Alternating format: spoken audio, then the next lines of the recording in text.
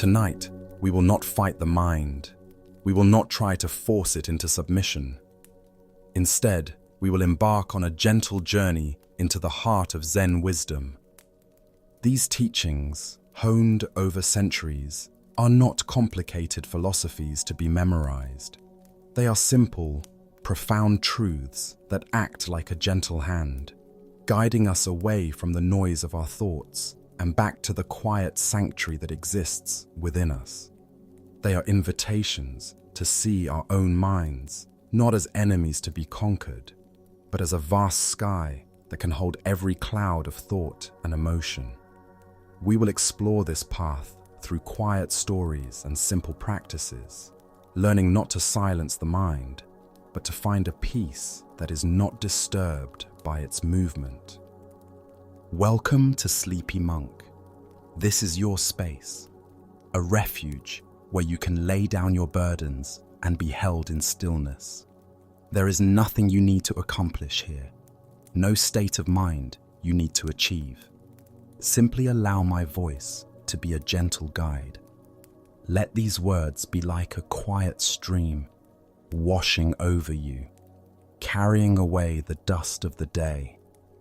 For now, all that is asked of you is to breathe, to feel the gentle rise and fall of your own body.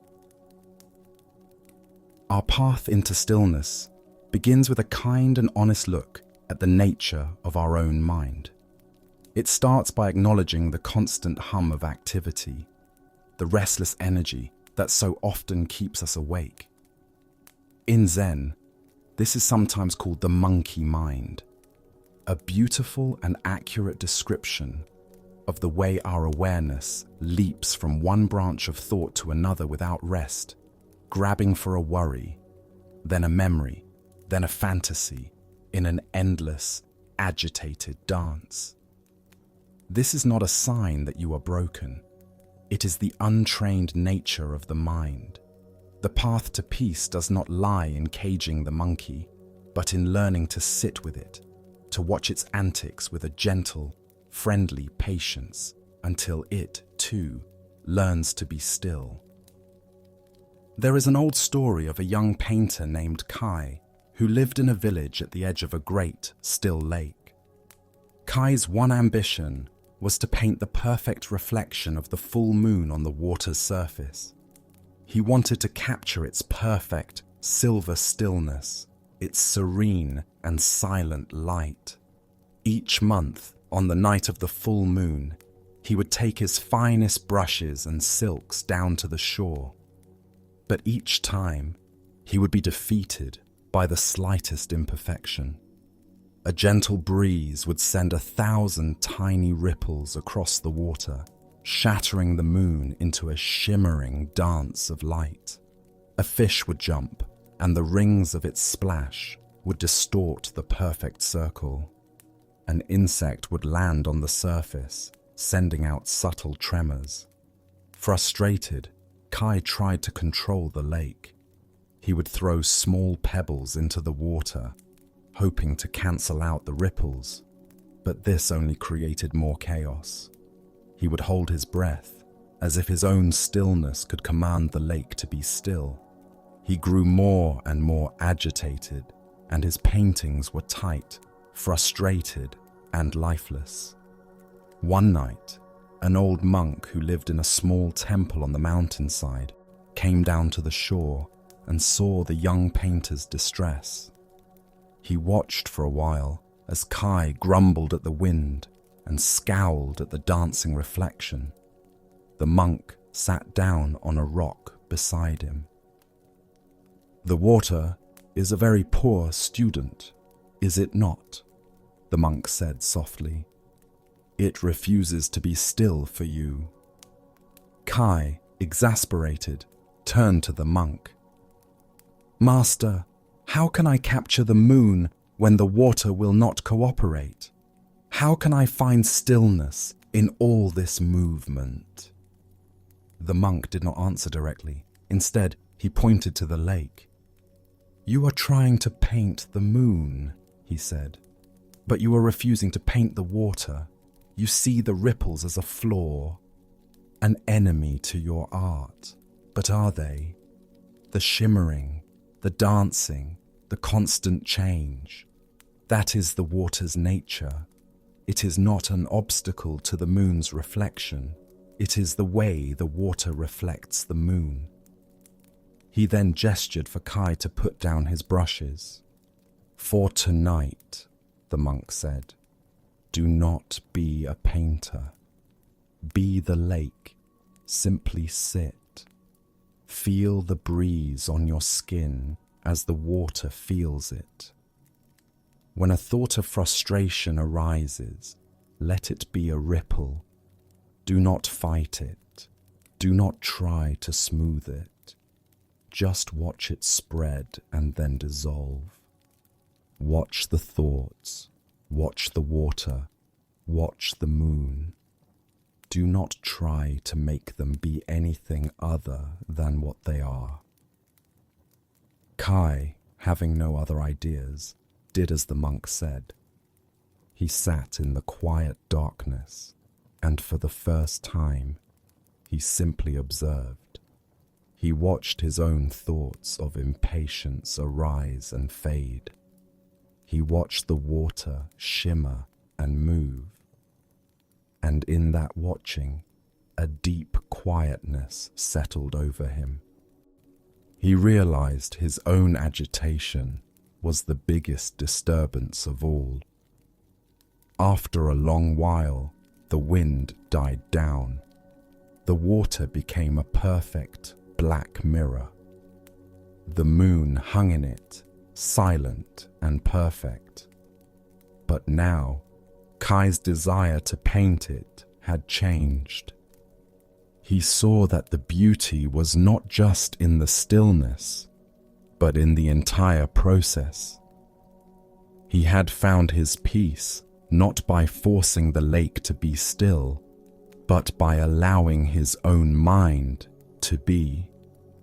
The story of Kai and the lake is the story of our relationship with our own minds at night. We lie in bed and, like the painter, we demand a perfect stillness. We want a mind that is a flawless mirror so that we can fall asleep. Any thought, any worry, any memory that arises, we see as an enemy, a ripple destroying our peace. We try to force it to be still. We tell ourselves, I have to stop thinking. We try to push the thoughts away, which is like Kai throwing pebbles into the lake. This struggle, this resistance, is what creates the agitation that keeps us awake. The wisdom of Zen invites us to a radically different approach. It asks us to put down our brushes, to let go of our agenda, and to simply become the observer. Your mind is the lake. The thoughts are the ripples. They are not a mistake. They are the natural activity of the mind. They are not an obstacle to your peace. They are simply what the mind is doing in this moment. Peace is found not in the absence of thoughts, but in changing our relationship to them. When we can sit on the shore of our own awareness and watch the ripples of thought come and go, without getting caught in them, without judging them, without needing them to be different, we discover a deep and profound stillness that was there all along. This is the stillness of the observer, the silent, spacious awareness that holds all the mental activity. It is like the vast silent night sky that holds both the moon and the passing clouds. The clouds can never stain the sky. Your thoughts can never stain the pure awareness that is your true nature. To bring this wisdom into your own experience right now, you can practice becoming the gentle observer of your own mind. You do not need to sit in a special posture. You can do this lying here, ready for sleep. The first step is to simply acknowledge what is present. Without judgment, just notice the quality of your mind. Is it busy? Is it calm? Is it worried? Whatever is there, just let it be. There is no need to change it. Next, gently bring your attention to the physical sensation of your breath. Feel the air moving in and feel the air moving out. The breath is your anchor. It is always in the present moment. It is the rock on the shore where you can sit and watch the lake of your mind. Now, as thoughts inevitably arise, your practice is simply to notice them. You don't need to follow them, analyze them, or push them away. You can just label them softly in your mind. A thought about tomorrow arises, and you can gently say to yourself, planning. A memory from today appears, and you can say, remembering. A wave of anxiety washes through, and you can note, worrying. The label is not to judge the thought, but to recognize it as a passing mental event, a ripple on the water. It is a way of seeing the thought without becoming the thought. After you have noted it, gently, kindly guide your awareness back to the anchor of your breath. Your mind will wander 100 times, and your practice is simply to guide it back 100 times. Each time you bring your attention back, you do so with the gentle patience of the old monk. There is no frustration, no sense of failure. Every return to the breath is a moment of success. It is a moment of waking up from the dream of thought and resting in the peace of the present. Let the thoughts be the clouds, let the breath be your anchor, and let yourself rest as the vast, open sky. Let us pause here for a moment. Feel the gentle rhythm of your own breath, a quiet anchor in the flow of time. Allow your body to soften, releasing any tension you might be holding. Let the edges of your day melt into this quiet space of rest. We continue our journey by exploring a truth that can feel counterintuitive in our modern world. It is the wisdom of non-doing. Our lives are often built around effort, striving, and achievement. From the moment we wake up, we are in a state of doing, working, planning, organizing, fixing. We are taught that success comes from trying harder. This mindset is so deeply ingrained that we bring it with us to bed. We see sleep not as a natural process of surrender, but as another task to be accomplished, another goal to be achieved. We lie down and we think, I need to fall asleep now, and then we begin to try. This very effort, this striving, is often the very thing that keeps sleep at bay. Zen wisdom invites us to explore the profound power of Wu Wei, or effortless action, the art of letting go of the struggle and allowing things to happen in their own time. In a village known for its skilled woodworkers, there lived a young carpenter named Lin. Lin was strong and ambitious, and he believed that the key to mastery was force and control. When he worked with a piece of wood, he would fight it. If the grain was difficult, he would use all his strength to force his chisel through it. If a board was warped, he would try to clamp it into submission. His workshop was a place of struggle, filled with the sounds of grunting, splintering wood, and frustrated sighs. His work was functional, but it was always rigid, lacking the life and grace of the pieces made by the old master of the village. The old master, whose name was Wei, worked in a small, quiet workshop by the river. He was old and frail, yet his creations were fluid and beautiful. People said he did not carve the wood, but simply revealed the shapes that were already hiding within it. One day, Lin, humbled by another day of fighting a stubborn piece of oak, went to watch the master work. He was astonished. Wei seemed to exert almost no effort. His hands moved in a slow, patient dance with the wood. He would spend a long time just holding a piece of timber, feeling its weight, tracing its grain with his fingers, as if he were listening to it. His chisel did not seem to cut the wood, but to follow a path that the wood itself offered. "Master," Lin said, "I use all my strength, and my work is clumsy.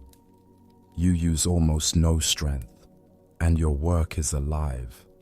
What is your secret?" Wei smiled and put down his tools. He picked up 2 small sticks from the floor. "This," he said, holding up one stick horizontally, "is your will. And this," holding the other stick vertically, "is the will of the wood, the way it grew, its own nature. You try to force your will directly against the wood's will," he said, pressing the 2 sticks together in a cross shape. "There is much effort, much resistance, much splintering." Then he took the stick representing his will and laid it alongside the stick representing the wood, pointing in the same direction. "I do not place my will against the wood," he said softly. "I listen to the wood. I learn its nature, its strengths, its weaknesses. And then I place my will alongside its own. We travel in the same direction. There is no struggle.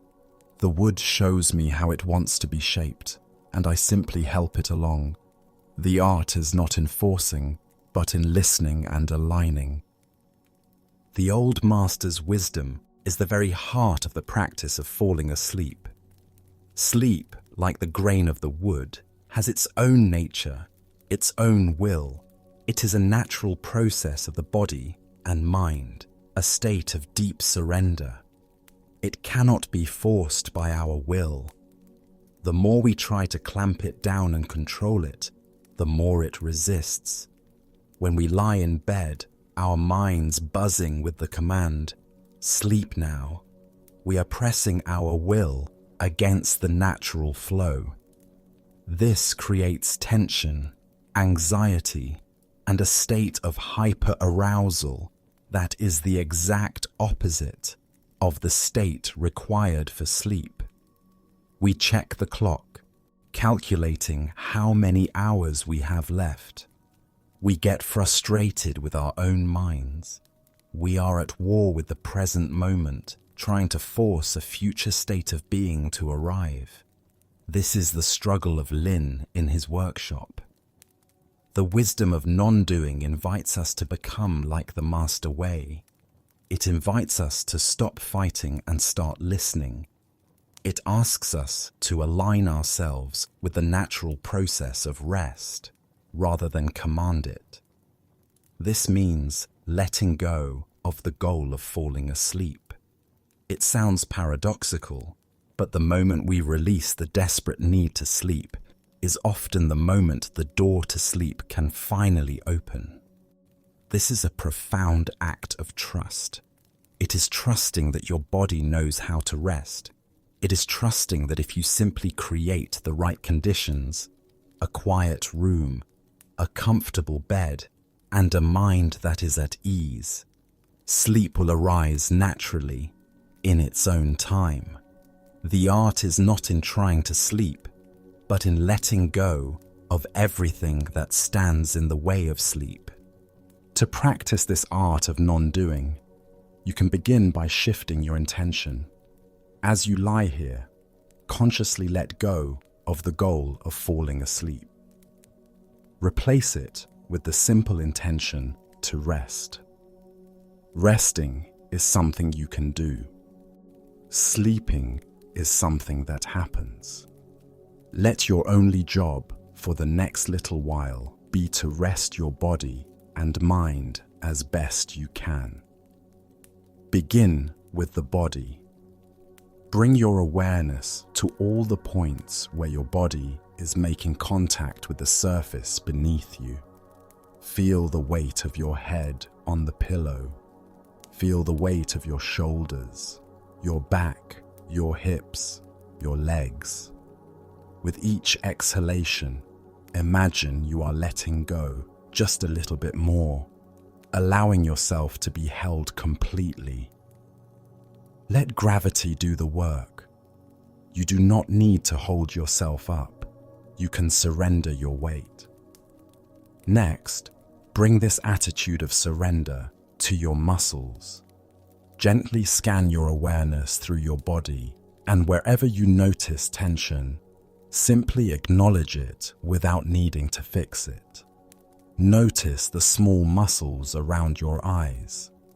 You do not need to try to relax them. Simply bring your awareness there and give them permission to be soft. Notice your jaw. Invite it to release its grip. Notice your shoulders. Invite them to drop away from your ears. This is not another task. It is a gentle allowing, a process of letting go. Finally, extend this attitude to your mind. Allow your thoughts to come and go without needing to control them. Let them be there. Your only task is to rest in the awareness behind the thoughts. You can use a gentle, silent phrase to support this state of surrender. With each inhalation, you might say to yourself, "I have nothing to do." And with each exhalation, "I have nowhere to go." This is a radical act of contentment with the present moment. You are not trying to get to sleep. You are resting fully, right here, right now. By ceasing the struggle, you are creating the perfect conditions for the grain of the wood to reveal its true shape. You are allowing the river of rest to carry you effortlessly into the deep ocean of sleep. Our journey now brings us to the importance of finding our center. So much of our modern life pulls our energy upwards and outwards. Our attention is constantly drawn out to screens, to sounds, to the demands of others.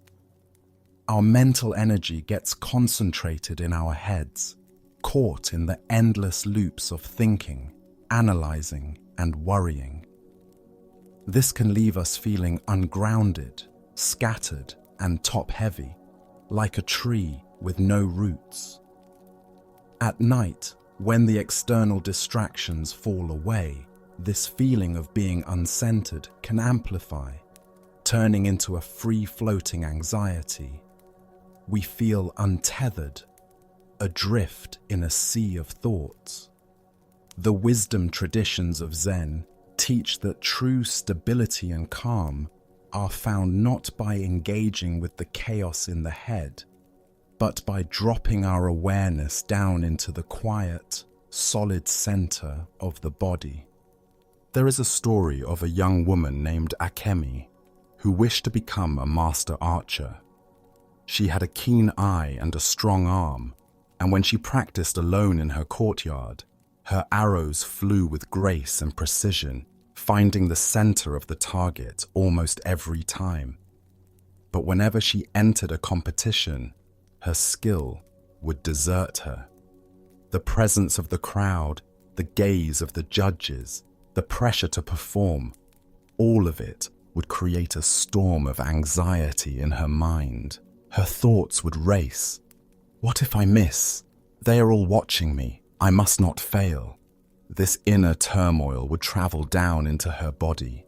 Her shoulders would tense. Her breath would become shallow, and her hands would tremble just slightly. Her arrows would fly wide of the mark. Disheartened, she sought the guidance of a Zen master who was also a legendary archer. The master watched her shoot. He saw her technical skill, but he also saw the subtle tremor of anxiety that ran through her. He did not give her advice on her form, her aim, or her technique. Instead, he told her to put down her bow. For the next month, her only training was to stand still for an hour each morning. "Your problem is not in your arms or your eyes," the master said. "It is in your roots. You are a leaf in the wind. You must become the tree." He instructed her to place her hands on her lower abdomen, a few inches below her navel. "This," he said, "is your hara, your center. It is the root of your energy. All the frantic thoughts in your head are like leaves rustling in a storm. Do not waste your energy trying to calm the leaves. Bring your attention down, out of the storm in your head, and into the silent earth of your center. Breathe into this place. Feel its solidity. Learn to live here." Akemi practiced this diligently. At first, it was frustrating. Her mind would constantly wander back up into its usual patterns of worry, but she would gently guide it back down, again and again, to the quiet feeling of her breath in her belly. Slowly, she began to feel a change. She felt more grounded, more solid, as if she were drawing energy up from the earth itself. The constant chatter in her head did not disappear, but it seemed more distant, less important. It was just the sound of the wind. It was no longer her. When the master finally allowed her to pick up her bow again, she stepped onto the range with a new sense of presence. The crowd was still there, the pressure was still there, but she had a place to anchor herself. As the familiar thoughts of fear arose, she did not fight them. She simply kept her awareness rooted in her center, in the slow, deep rhythm of her breath. She drew the bow, her arms relaxed, her mind quiet, her energy coming from that deep, stable place. The arrow flew, silent and true, and buried itself in the very center of the target.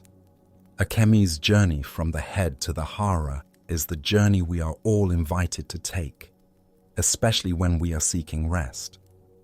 The storm of anxiety, the endless what-ifs, the replaying of conversations. This is the chaos of the leaves. We cannot think our way to peace. Trying to solve anxiety with more thinking is like trying to put out a fire with oil. It only adds more fuel. The wisdom of Zen offers a direct and powerful alternative. Shift the location of your awareness. Drop your attention out of the spinning mind and into the felt sense of the body, specifically into this physical center of gravity. This center, or hara, is a place of immense stillness and power. It is not a concept or an idea. It is a direct, physical experience. When you rest your attention here, your breath naturally deepens. Your nervous system begins to calm down. You feel heavier, more stable, more connected to the earth. This practice does not eliminate the thoughts, but it takes away their fuel. By unhooking your awareness from the storyline of your worries, and anchoring it in the simple physical reality of your body, the thoughts lose their power over you. They may continue to rustle, but you are no longer a leaf being tossed about by them. You are the tree, rooted, grounded, and unshakably present. This shift from thinking to feeling is one of the most direct paths to the deep calm that precedes sleep. To begin cultivating this connection to your center, you can practice a simple grounding meditation right now. As you lie here, if it feels right, you can gently place one or both of your hands on your lower abdomen. This physical touch can help guide your awareness. Now, begin to direct your breath into this space. As you inhale, imagine the breath traveling all the way down, beneath your hands, filling your belly like a soft balloon. As you exhale, feel the gentle falling, the release. Don't force the breath. Just create a gentle invitation for it to deepen. Feel the warmth from your hands sinking into your body. Feel the gentle, rhythmic movement under your hands. Let this be the entire focus of your attention. Your mind will surely wander back up into thought. When it does, notice this without any criticism. Acknowledge the thought, and then gently, patiently, guide your awareness back down to the feeling of warmth and movement in your center. You can imagine that with every exhalation, you are sinking a little deeper into the mattress, becoming heavier, more solid. You can visualize a small, warm, heavy ball of golden light in your hara, an anchor of calm and stability. When a wave of worry or a distracting thought passes through your mind, imagine it is just a cloud high up in the sky. You are not the cloud. You are resting deep below, rooted to the earth, grounded in the quiet, stable center of your own being. Let this feeling of groundedness be your refuge tonight. There is no need to go anywhere or solve anything. Simply rest here at your core and let the world spin on without you for a while. Having found a sense of groundedness in our center, we can now look at the contents of our minds with a softer, kinder gaze. So often, what keeps us awake at night is the voice of our own inner judge. As the world goes quiet, this internal critic can become loud, replaying the day's events and pointing out every mistake, every perceived failure, every moment we fell short of our own ideals. We lie in bed and audit our performance, holding ourselves up to a standard of perfection that we would never demand of a friend. This relentless self-criticism is exhausting. It creates a state of internal conflict that is the enemy of rest. Zen wisdom offers a powerful antidote to this poison of perfectionism. It is the gentle and profound teaching of wabi-sabi, the art of finding beauty in the imperfect. There is a story told of a young potter named Kenji who was obsessed with perfection. He worked tirelessly at his wheel, his brow furrowed in concentration, his goal to create the perfect tea bowl. For him, this meant a bowl that was flawlessly symmetrical, with a smooth, unbroken glaze and a weight that was perfectly balanced. He was a gifted craftsman, but his obsession was his torment. For every bowl he kept, he would smash 100. The slightest wobble in the rim, the tiniest bubble in the glaze, the faintest trace of an unintended fingerprint, and he would cast the piece aside in disgust. His workshop floor was a graveyard of his own high expectations. One day, the most respected tea master in the province announced he was passing through the village. It was a great honor. The village elder asked Kenji to create a bowl worthy of being used by the master. This was the chance Kenji had been waiting for, the ultimate test of his skill. He threw himself into his work with a desperate intensity. For weeks, he barely ate or slept. He made bowl after bowl, each one more technically perfect than the last, but none of them felt right. They were cold, sterile, lacking a soul. The day before the master's arrival, in a fit of despair, Kenji smashed his latest, most perfect creation. He had nothing left. Sitting among the shards, utterly defeated, his eyes fell upon a bowl he had discarded weeks earlier. It was a simple, humble bowl he had made absent-mindedly at the end of a long day.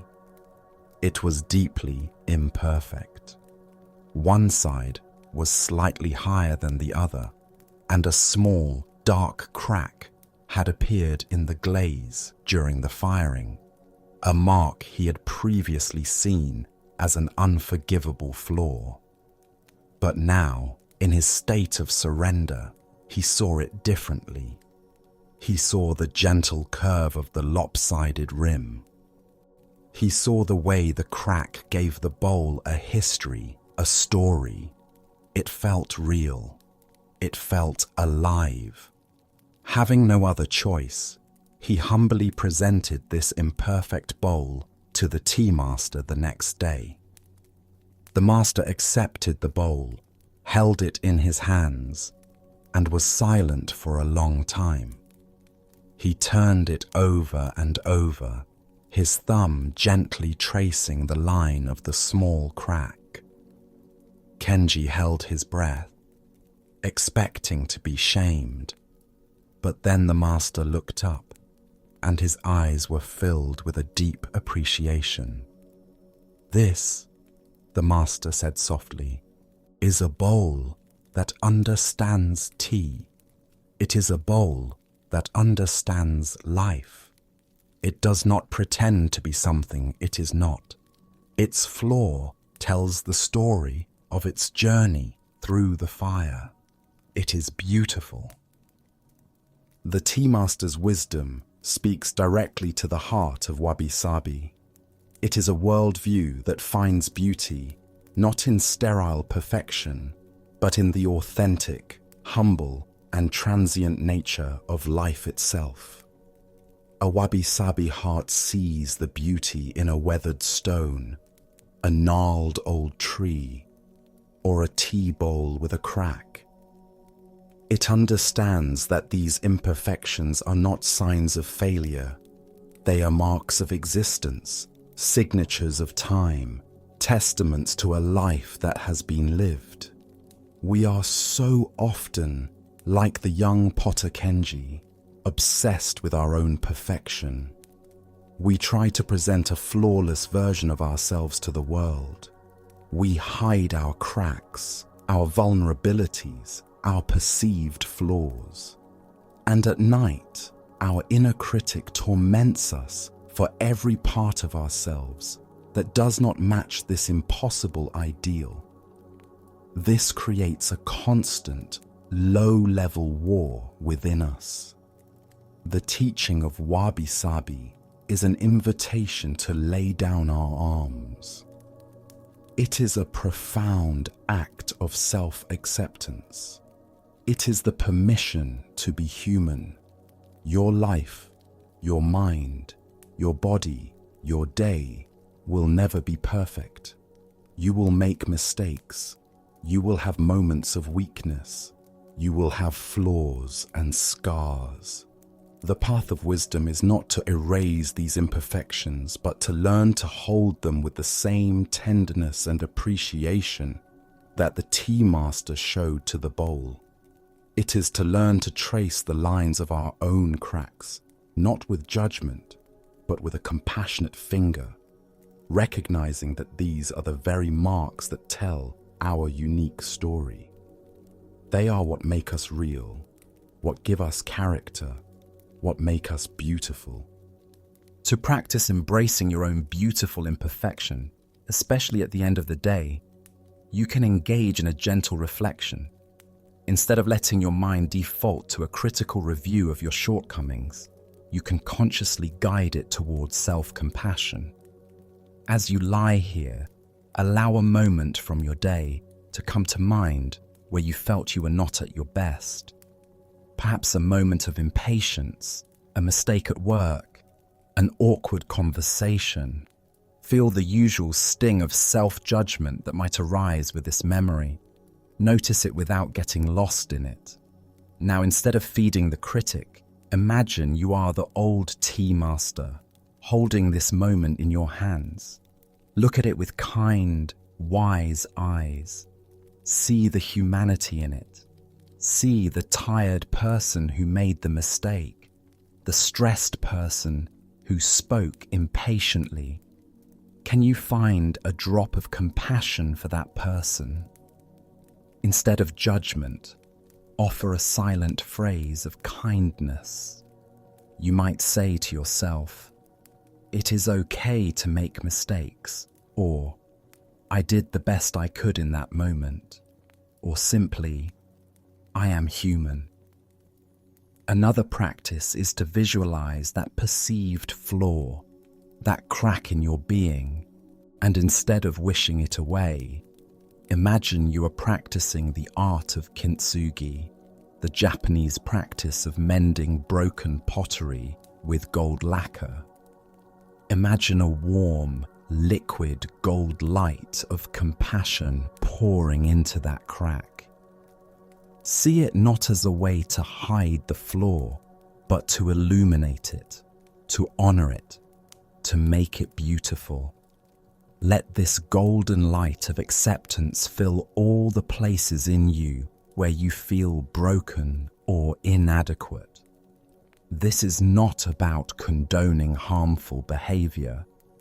It is about ending the cycle of self-hatred that often fuels that very behavior. It is about understanding that true change and growth can only happen from a foundation of self-acceptance. Tonight, let go of the need to be perfect. Give yourself the grace you so freely offer to others. You are the imperfect bowl, and you are beautiful, not in spite of your cracks, but because of them. Let's pause here again, just for a moment. Take a slow, deep breath. Let the air fill your lungs completely, and then release it with a gentle sigh. Feel your body sinking a little deeper into the surface that supports it. Let go of the day. Let go of the need to be anywhere else. You are here in this quiet space, and that is enough. As we learn to accept our own imperfections, we can turn our attention to one of the most fundamental truths of existence, a truth that, once embraced, can dissolve a vast amount of our anxiety. It is the teaching of impermanence. Our minds instinctively try to create a sense of solid ground in a world that is constantly shifting. We cling to the things we love, whether it is a moment of happiness, a cherished relationship, or our own youth and health, desperately wishing they would last forever. This clinging is a source of profound tension. We live with a subtle, underlying fear of loss. At night, this can manifest as anxiety about the future, a worry that the stability we have now might be taken away. We also cling to our pain, our identities, and our stories, afraid to let them go. The Buddha's teaching on impermanence, or anicca, is not a pessimistic declaration that everything fades. It is a liberating invitation to stop resisting the natural, graceful flow of life. There is a tale of a great king who possessed an empire of immense wealth and power. He had everything a person could desire, yet he was a deeply anxious man. His greatest joy was to watch the clouds from the highest tower of his palace. He loved their magnificent shapes, their brilliant colors at sunrise and sunset. He saw them as symbols of perfection and beauty, but his joy was always tinged with sadness because he knew that the most beautiful cloud would inevitably drift away, change its shape, and disappear. This transience tormented him. He became obsessed with the idea of possessing one perfect cloud. He wanted to capture it, to freeze it in time, so he could admire its beauty forever without the fear of losing it. He summoned the greatest minds in his kingdom. "I want you to capture for me the most beautiful cloud in the sky," he commanded. His architects designed a colossal tower that reached up into the heavens. His engineers constructed a gigantic net of the finest, strongest silk. His scientists devised a way to house the cloud in a massive, airtight crystal chamber in his throne room.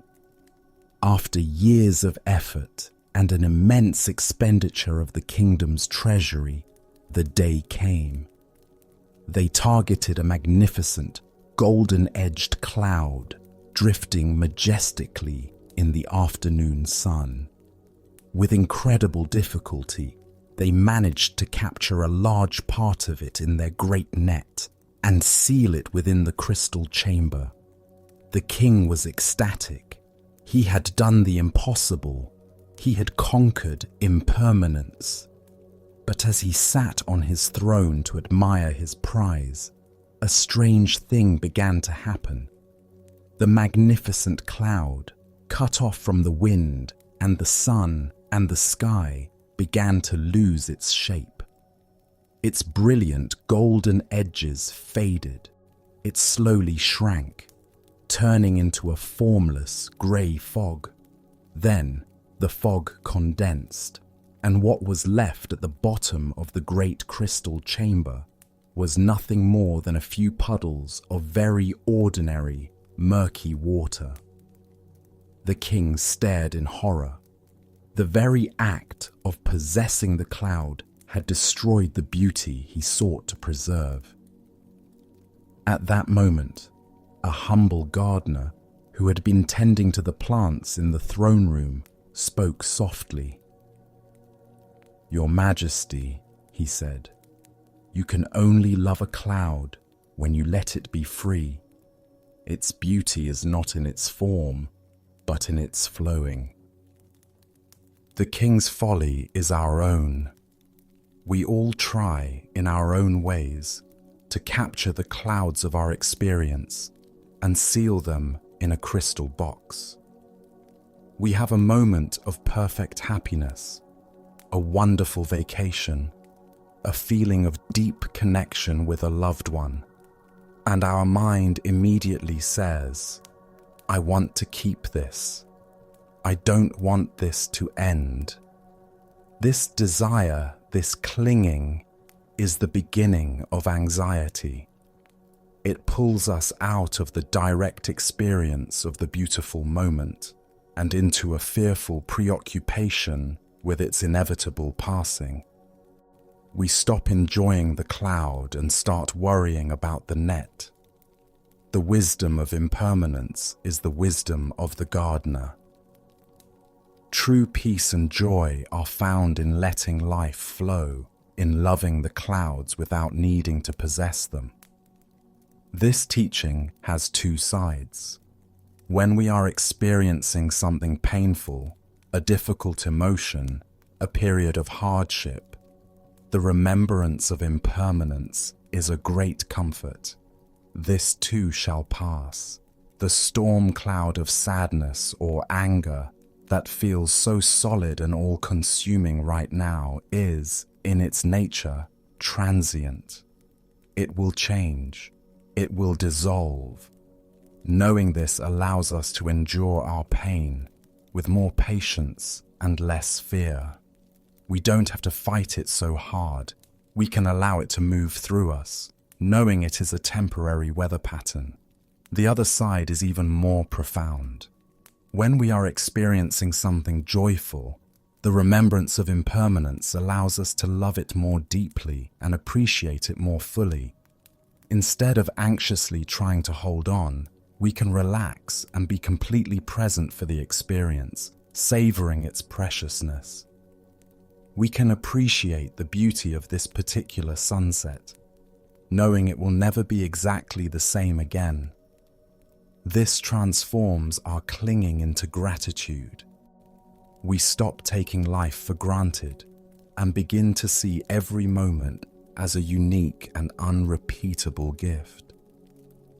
To integrate this liberating wisdom into your being, you can use your own breath as your teacher. The breath is a perfect embodiment of impermanence. It is in constant flow. Every inhalation is a birth. There is a brief pause. Every exhalation is a death, a letting go, which creates the space for the next inhalation to arise. You cannot hold on to the breath. To try to hold the in-breath is to suffocate. To live is to participate in this continuous rhythm of arising and passing away. As you lie here, bring your full, gentle attention to this rhythm. Feel the entire journey of one in-breath, from its beginning to its end. And then feel the entire journey of one out-breath.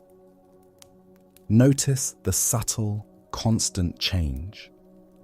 There is nothing to hold on to. Simply rest in this flow. This is the rhythm of the universe, and it is happening within you in every moment. Now, you can extend this practice to the events of your day. As you continue to breathe gently, allow the moments of your day to drift through your mind. A conversation, a meal, a moment of frustration, a moment of ease. See each one as a cloud that appeared in the sky of your mind. As you inhale, you can acknowledge the memory. As you exhale, you can practice letting it go. You are not trying to erase it or push it away. You are simply acknowledging that its time is over. It has passed. Let your exhale be a gentle release of your grip on the past. This practice is particularly helpful for pleasant moments that your mind wants to cling to, and for unpleasant moments that your mind wants to resist. With each breath out, you are training the mind in the graceful art of letting go. You are learning to be like the open sky, allowing all the clouds of experience to drift by without needing to capture a single one. This is freedom. This is peace. This is the wisdom that allows you to rest deeply, at ease with the beautiful, ever-changing flow of life. As we come to accept the flowing, impermanent nature of our experience, we are led to an even more subtle and profound insight. We often feel overwhelmed by our own minds. The sheer volume of thoughts, memories, worries, and plans can feel like a dense, crowded, and sometimes suffocating inner world. We experience our thoughts as being very solid and very real, and most importantly, we experience them as being me. We believe that we are the thinker of the thoughts, the voice in our head. This identification can make us feel trapped, as if we are locked in a small room with a relentless commentator. Zen practice invites us to question this assumption, to look for the space behind the content, the silence that holds the noise. This is the gateway to understanding the liberating wisdom of emptiness. There is a story of a young apprentice who wished to learn the art of calligraphy from a great Zen master. The apprentice, named Ren, was taught to draw the enso, a circle drawn in a single, fluid brushstroke. In Zen, the enso symbolizes the universe, enlightenment, and the void. Ren practiced for months, but he was frustrated. He was completely focused on the brush, the ink, the line. He tried to control every aspect of the stroke to make a perfect, closed, solid black circle. His circles were always stiff, heavy, and lifeless. They looked less like symbols of the universe and more like black cages. One day, the master came to watch him practice. He saw the tension in Ren's shoulders, the tight grip on his brush, the intense focus on the black ink. The master took a fresh piece of paper. He did not pick up a brush. He simply sat and looked at the clean, white expanse of the paper. "Ren," he said, "you are trying to draw a circle. All your attention is on what you are adding, on the ink. You are ignoring what is already here." He gestured to the empty page. "This is not nothing. This is not a void to be filled. This is a living space. The ink does not create the circle. The ink simply reveals the circle that is already possible within this space. The circle is made just as much of the paper inside it and the paper outside it as it is of the ink. The ink gives it a form, but the emptiness gives it a life. Stop trying to paint a thing and instead learn to feel the space. The space is not your enemy, it is your partner." Ren was puzzled, but he trusted his master. He stopped practicing his strokes, and instead, for many days, he would simply sit and meditate on the empty paper. He learned to feel the vast, silent potential in that white space. When he finally picked up his brush again, his intention had shifted. He was no longer trying to impose a black line onto a page. He dipped his brush, and with one deep, centered breath, he allowed a circle to emerge from the silence. The stroke was fluid, effortless, and alive. And for the first time, his circle was not a cage, but a window into a vast, open universe. The apprentice's discovery is a profound metaphor for the practice of meditation and the discovery of inner peace. Our thoughts, worries, and emotions are the ink strokes. We are usually completely identified with them. We believe they are solid, real, and that they define who we are. We feel crowded and trapped by their constant activity. The wisdom of shunyata, or emptiness, is the master's advice to feel the space.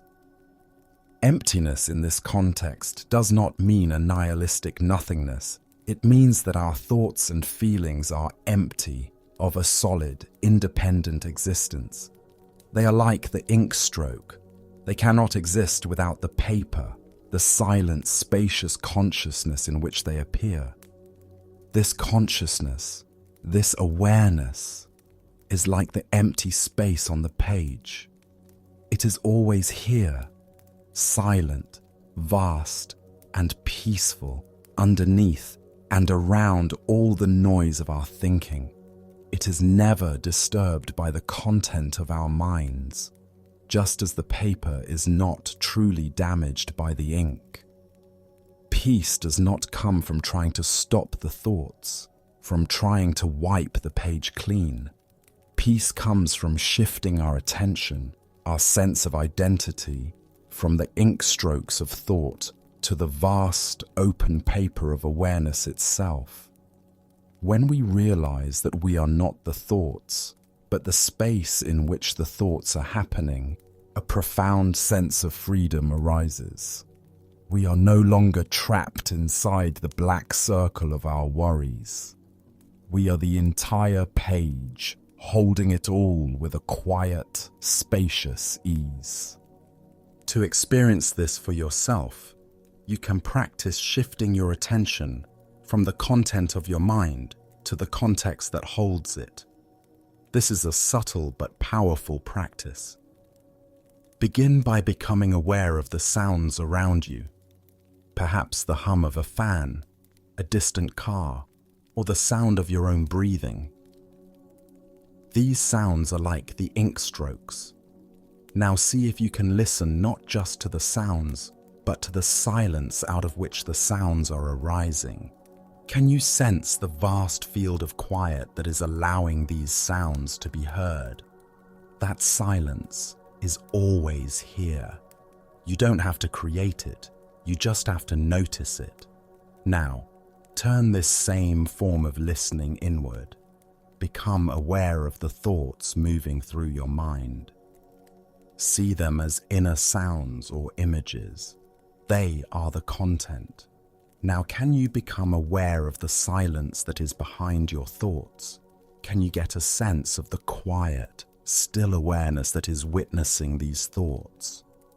When a thought ends, before the next one begins, there is a tiny gap, a moment of pure silence.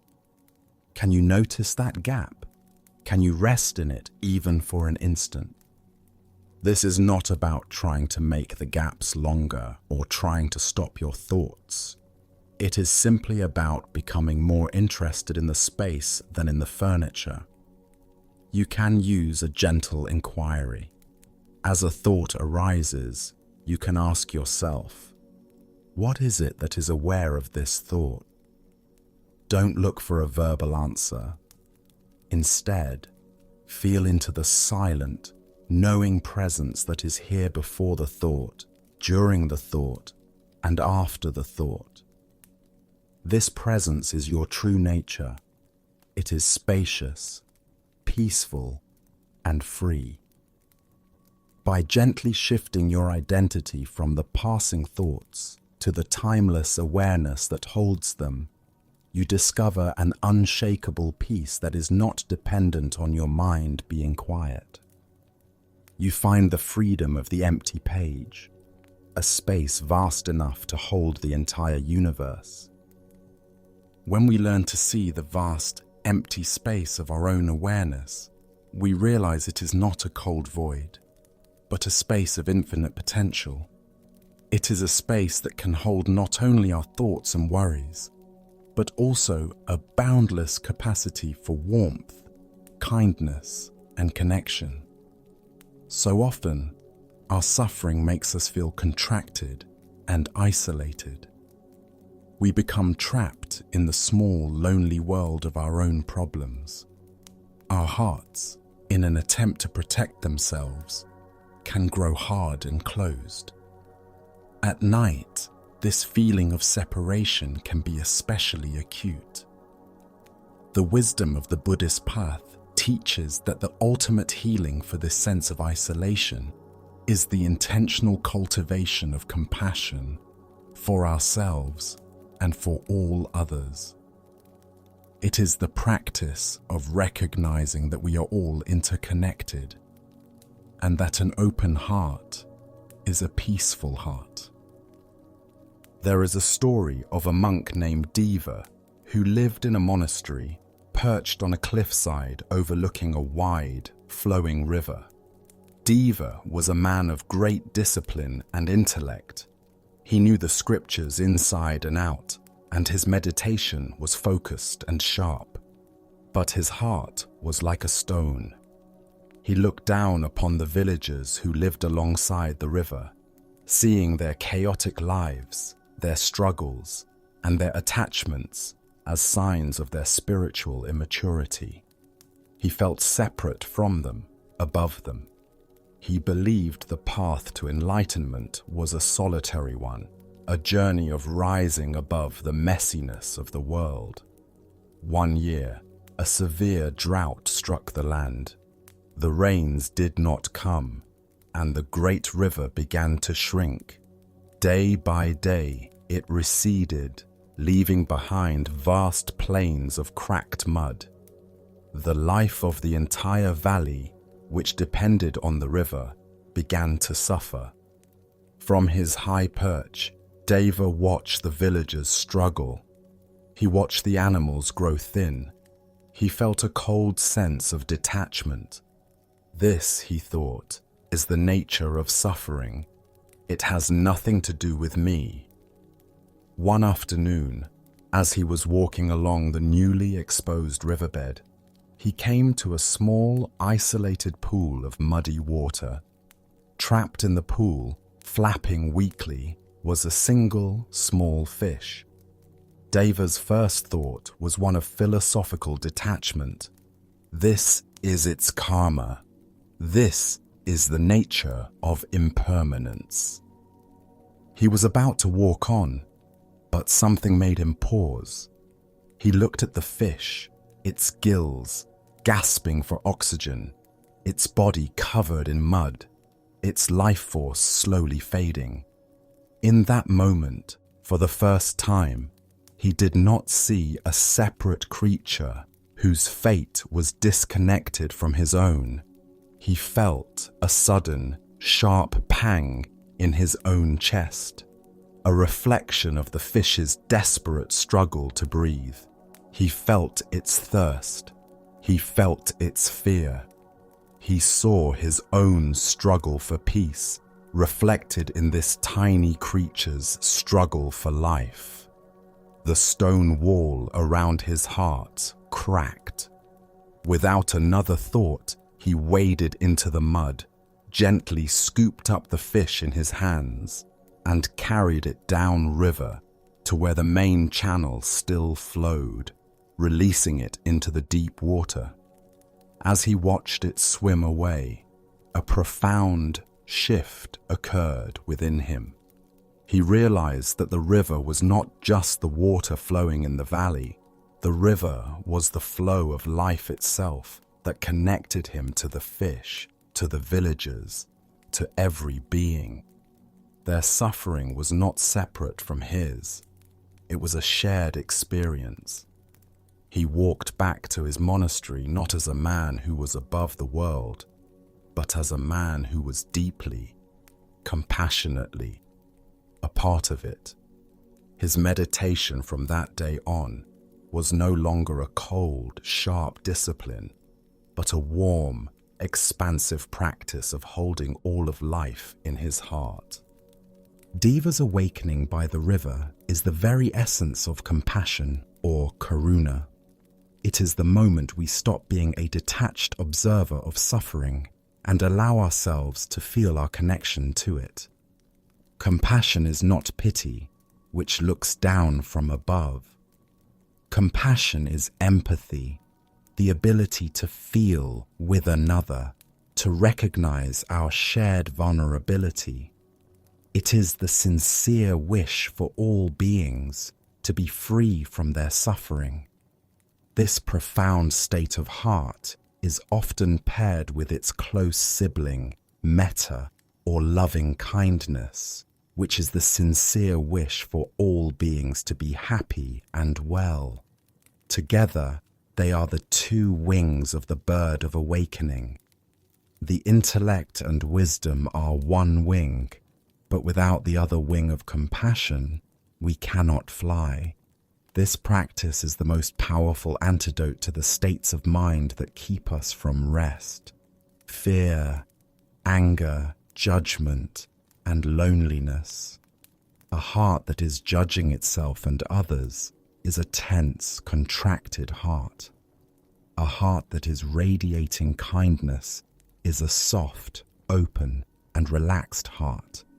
Importantly, this practice must always begin with ourselves. We cannot offer water from a dry well. Many of us find it easier to feel compassion for a suffering animal or a friend than we do for ourselves. We meet our own pain, our own failures, our own anxiety with harshness and impatience.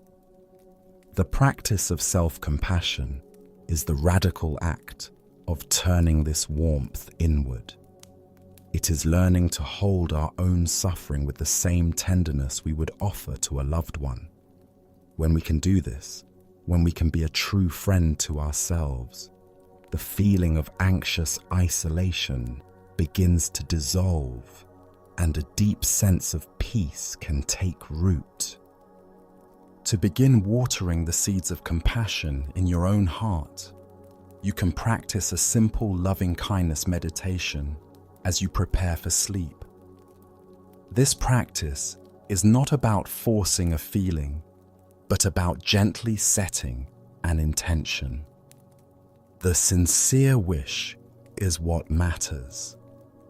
Find a comfortable position and, if it feels natural, place a hand over the center of your chest. This physical gesture can be a reminder of tenderness.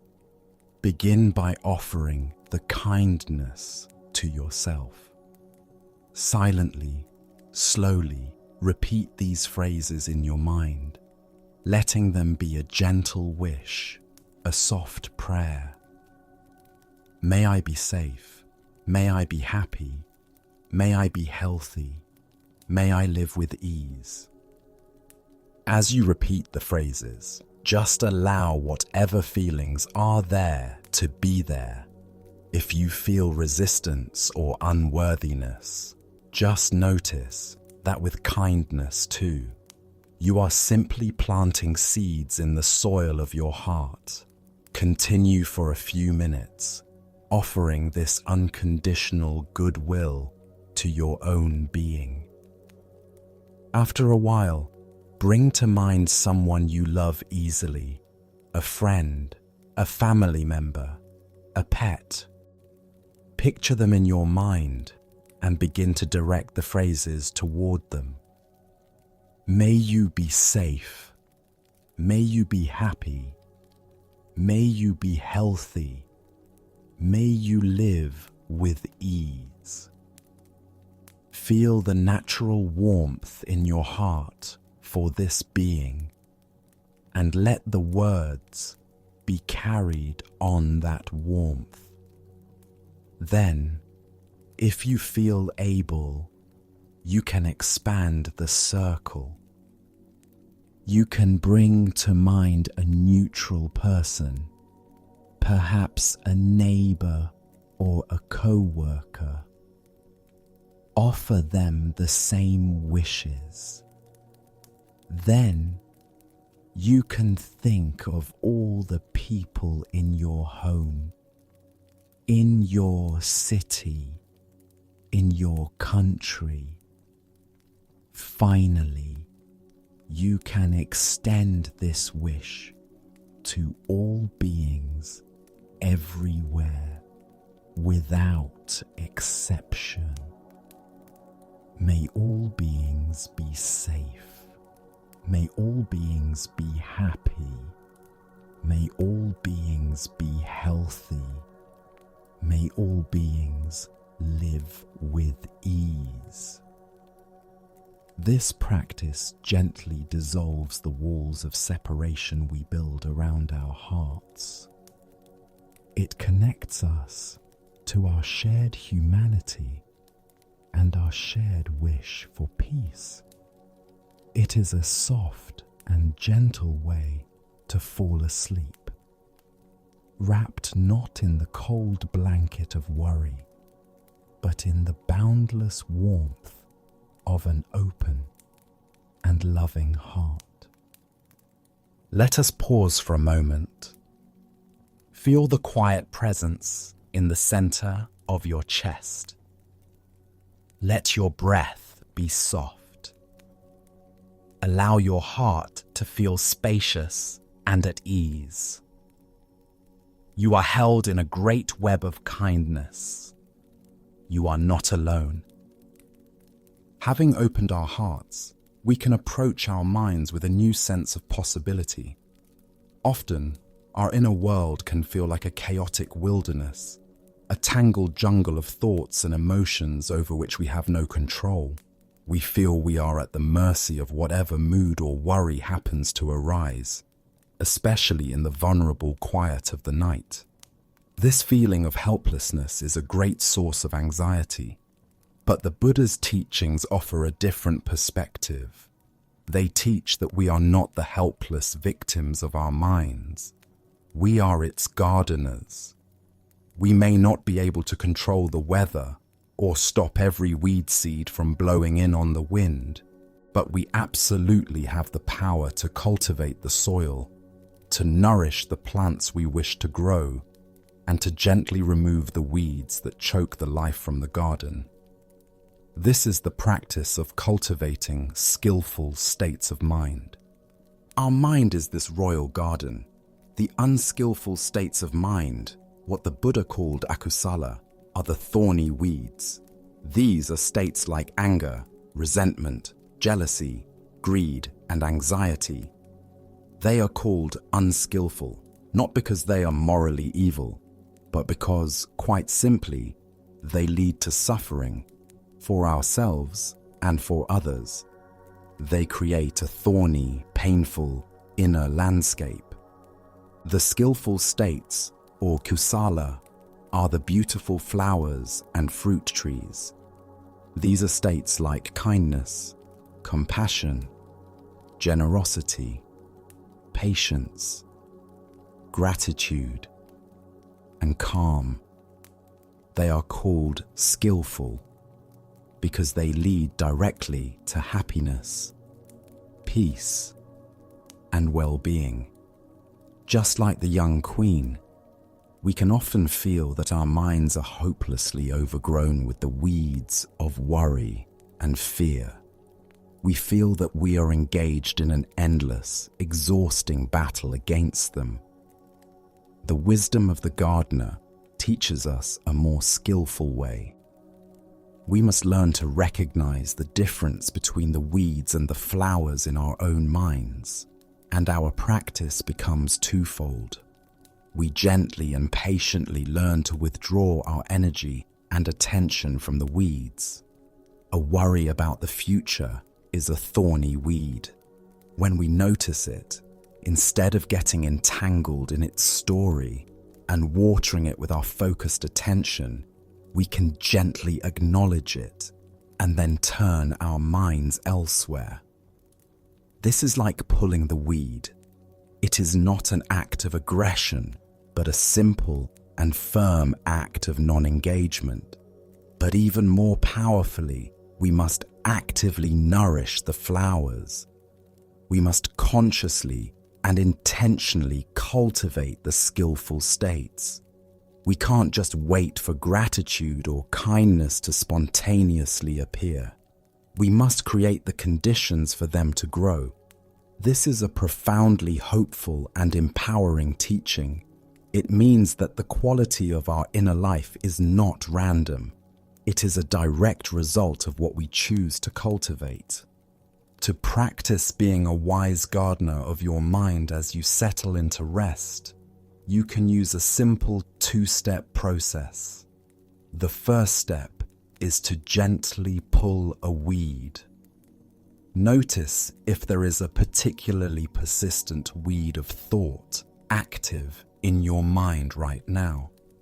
Perhaps it is a worry about a problem at work or a resentment about something someone said. See this thought pattern clearly as a thorny weed that is causing you suffering. You do not need to fight it or hate it. Simply see it for what it is. Then make a conscious, gentle choice not to water it. Withdraw your attention from its storyline. You can say to yourself, "This is not a helpful path for my mind to take right now. I will not follow it." You might have to do this many times, just as a gardener has to pull the same type of weed over and over. Be patient and kind with yourself. The second and more important step is to consciously water a flower. Actively bring to mind something that represents a skillful state. The easiest and most powerful practice for this is gratitude. Scan through your day and find one small thing for which you can feel genuinely grateful. It does not have to be something big. It could be the taste of your morning coffee, a kind word from a friend, the feeling of the sun on your skin, or simply the comfort of your own bed right now. Hold this small memory in your mind. Don't just think about it. Allow yourself to feel the feeling of gratitude in your body. Let it be a warmth in your chest, a softening in your face. Water this seed of gratitude with your full attention for a minute or two. This simple act does more than just distract you from your worries. It actively changes the environment of your mind. It shifts you out of a state of lack and anxiety and into a state of sufficiency and peace.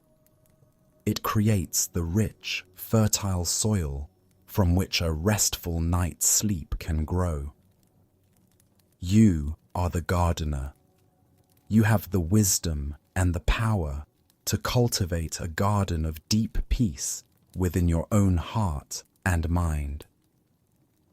The journey we have taken so far, from observing the mind to cultivating the heart, leads us to a central and most vital sanctuary of peace. So much of our inner turmoil arises from one simple fact.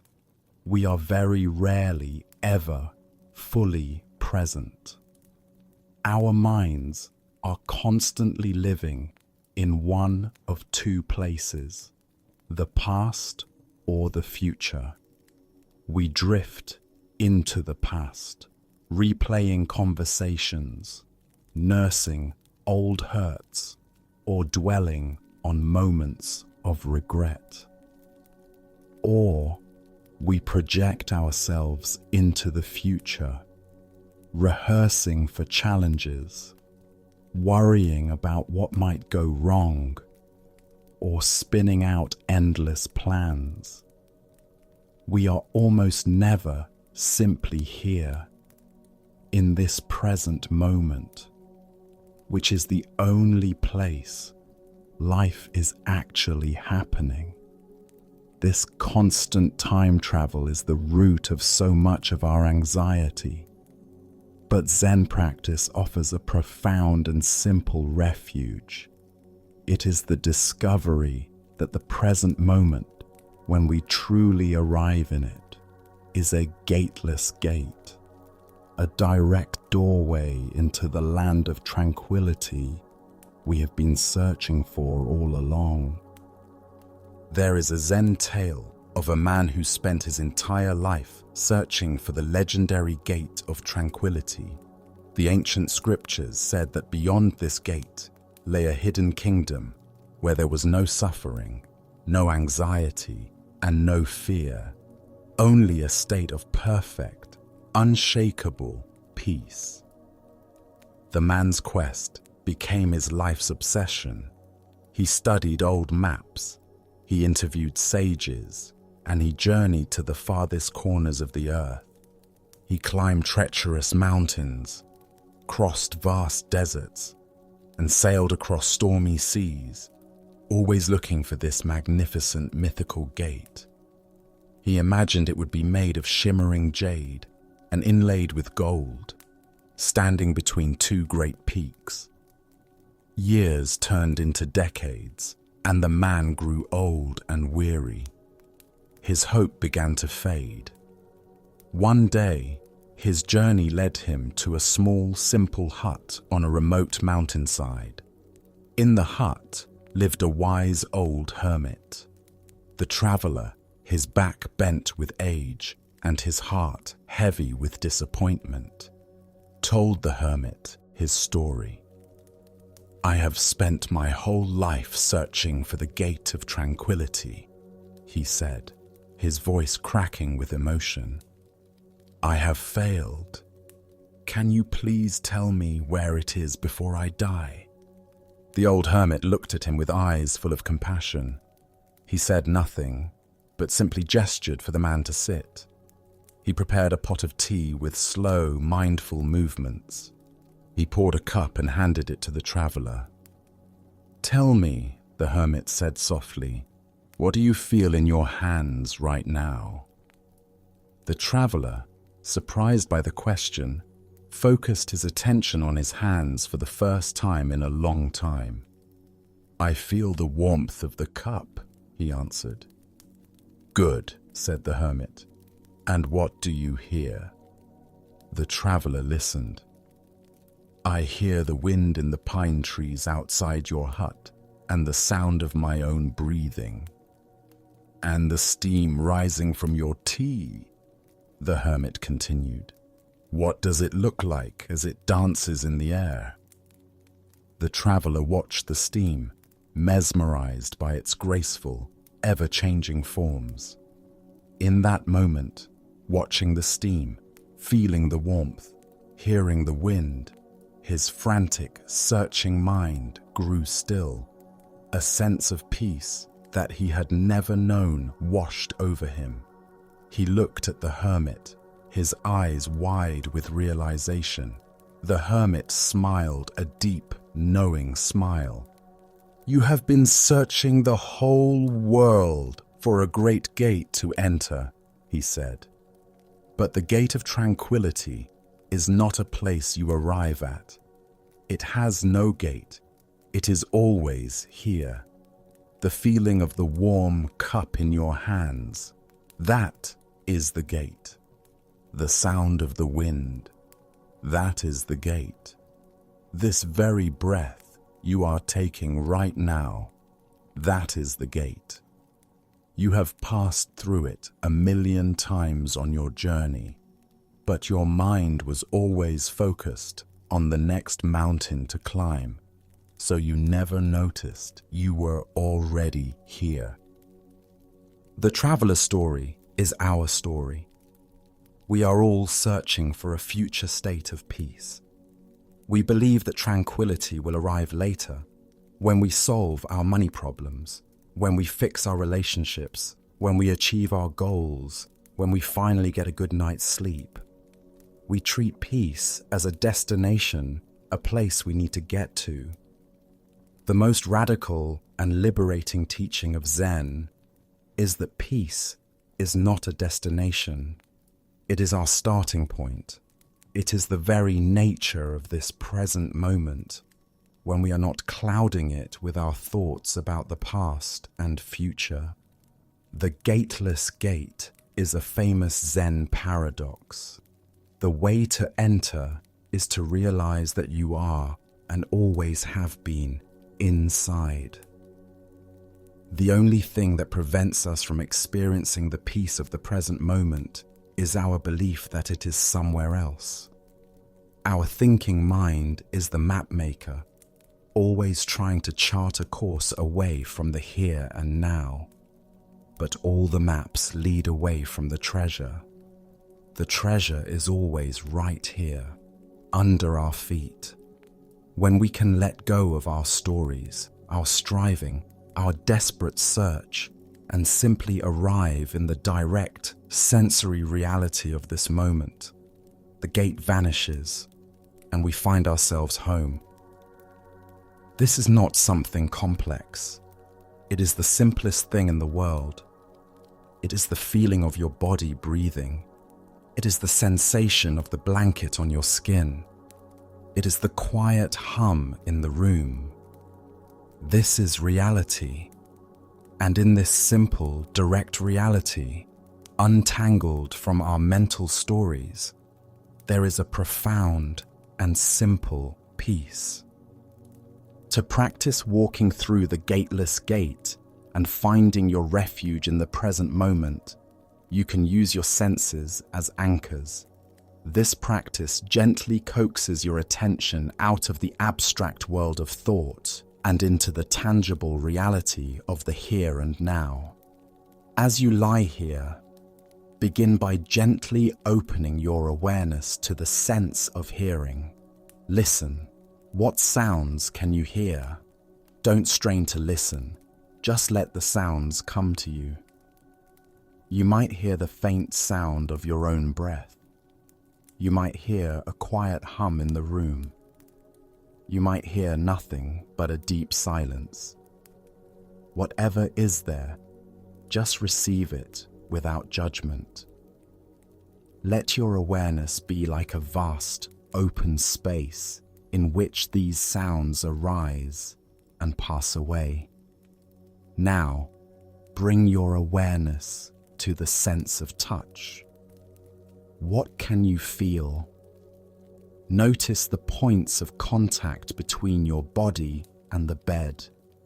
Feel the weight of the blankets upon you. Can you feel the sensation of the air on your exposed skin, on your face or hands? Can you feel the subtle internal sensations within your body? A feeling of warmth or coolness or tingling. Just rest your attention in this world of pure sensation without needing to label it or think about it. Just feel. Next, you can bring your awareness to the sense of smell. Without moving, can you detect any subtle sense in the air? Perhaps the clean smell of your pillowcase or the faint scent of the night air. It does not matter if you smell anything or not. The practice is in the gentle act of being open and receptive to the present moment through your senses. Each time you notice your mind has wandered off into a story about yesterday or tomorrow, see that as the traveler looking at his map again. Smile gently at this habit of the mind, and then, kindly and firmly, guide your attention back to the sound of the breath, back to the feeling of the blanket, back to the simple, undeniable reality of this moment.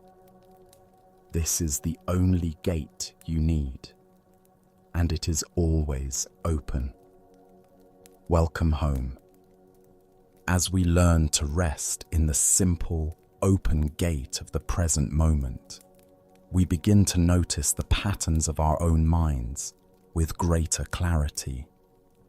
We may see that, even when we are not lost in the past or future, certain repetitive thoughts and feelings arise again and again, like recurring melodies in a song. We can feel trapped by these habits of mind, as if we are the victim of a mysterious inner force that dictates our moods and our fears.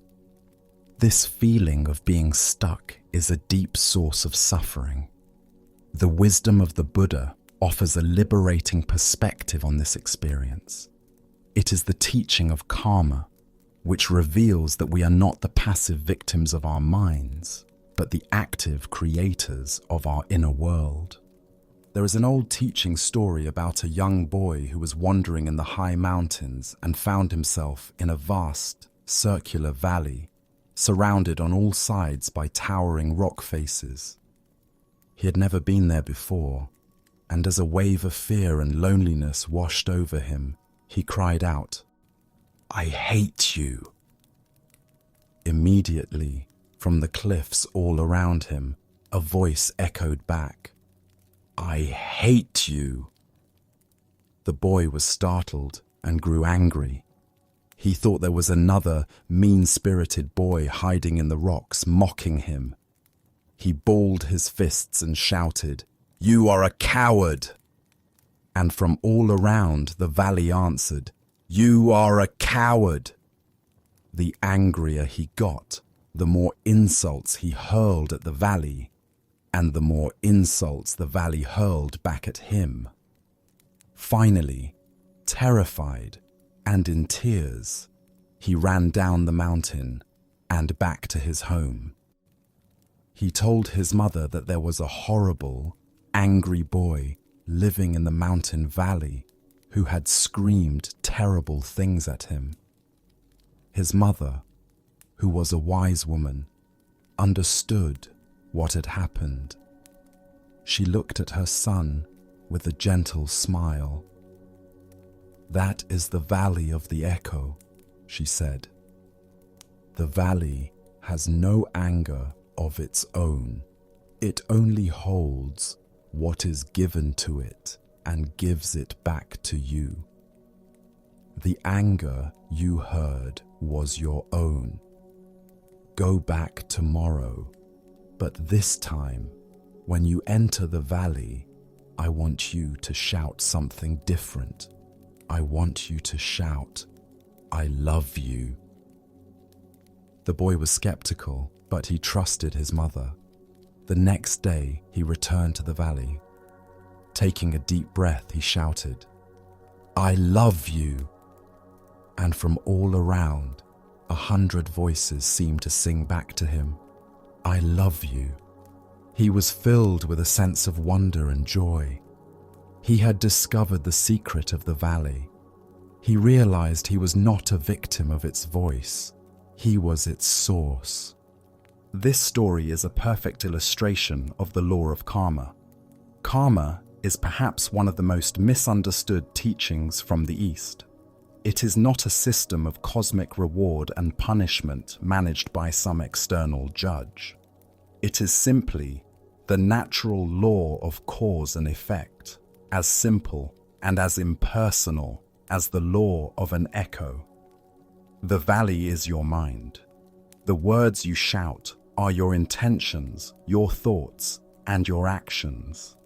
The echo is the result, the quality of your experience. The Buddha taught that the most crucial element of karma is intention, the volition or will behind an action. It is the quality of our intention that plants the seed.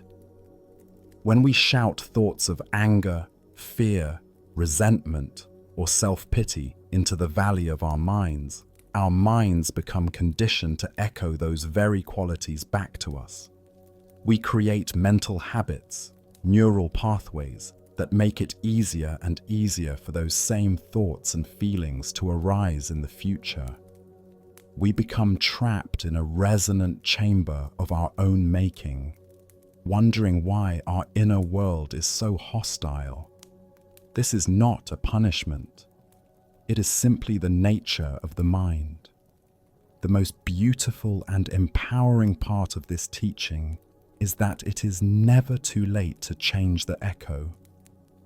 In any given moment, no matter how much negativity has been echoed in the past, we have the power to shout a new word into the valley. We can consciously choose to introduce a thought of kindness, a moment of gratitude, an intention of patience. At first, this new shout might seem drowned out by the old echoes, but if we persist, if we continue to consciously cultivate skillful intentions, the entire resonance of our mind begins to change. The old, painful echoes fade, and the new, beautiful echoes grow stronger. We are not the victims of our mental habits. We are their architects. To work skillfully with karma as you prepare for rest, you can practice becoming the conscious creator of your own inner echo. The first step is to listen with mindful awareness. When you notice a recurring, painful thought loop, a familiar echo of worry or self-criticism, your first job is not to fight it. Fighting the echo only makes more noise. Your job is to recognize it for what it is, an old habit, an old shout from the past coming back. You can say to yourself, this is the echo of worry. I know this sound. This simple act of recognition creates a space of awareness. You are no longer lost in the echo. You are the one who is hearing it. The second step is to consciously introduce a new sound. This is not about arguing with the old echo or trying to suppress it. It is about gently and intentionally adding a new, more skillful intention into the mix. If the echo is worry, the new shout could be a silent phrase of trust, such as, "In this moment, all is well," or "I can handle whatever comes." If the echo is self-criticism, the new shout is an act of self-compassion. You can place a hand on your heart and whisper to yourself, "May I be kind to myself." If the echo is resentment toward another person, the new shout can be a simple wish for their well-being. May you be at peace. This practice is not about pretending you don't feel what you feel. It is a profound act of mental hygiene. It is a recognition that you have a choice. You can continue to shout the same painful words into the valley, or you can choose to introduce words that will create an echo of peace, freedom, and well-being. Tonight, you can be the source of a new echo. Plant the seeds for a peaceful tomorrow by introducing a gentle, kind, and loving intention into your mind right now. Let's pause here just for a moment. Feel the quality of this present moment. It is fresh, new, unburdened by the echoes of the past.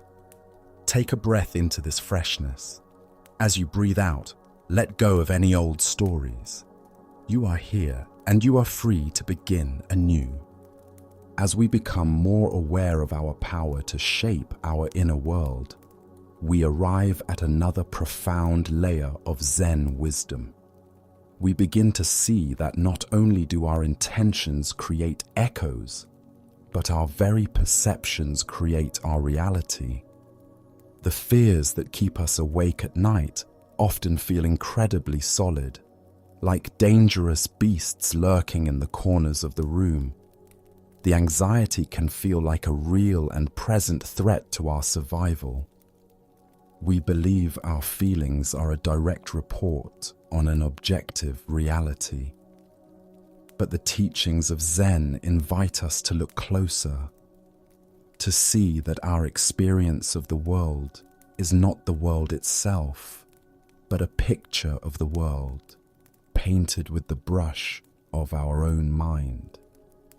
And if we are the painter, then we hold more power than we realize. There is a tale of a remote village that was terrorized by the legend of a fearsome tiger that lived in the nearby mountains. No one had ever seen the tiger, but everyone was certain it was there. This fear was fueled by a painting that hung in the village temple. It had been painted centuries ago by a Zen master who was famous for his lifelike art. The painting depicted a magnificent, powerful tiger emerging from a bamboo forest. Its eyes seemed to be alive, and its muscles looked ready to pounce. It was so realistic that it instilled a deep, primal fear in all who looked at it. A man in the village, named Koji, was particularly afflicted by this fear. He had the painting in his mind day and night. When he tried to sleep, he would hear the rustling of the bamboo in the wind outside his house and be certain it was the tiger. He could almost smell its scent. He was paralyzed with fear, unable to find a moment's peace. Finally, in desperation, he went to the temple to speak with the resident Zen master. "Master," he said, his voice trembling, "I cannot live like this. The tiger in the painting haunts me. I know it is real. I can feel its presence.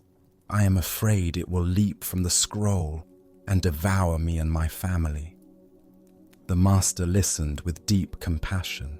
He did not tell Koji that his fear was foolish or that the tiger was just ink on paper.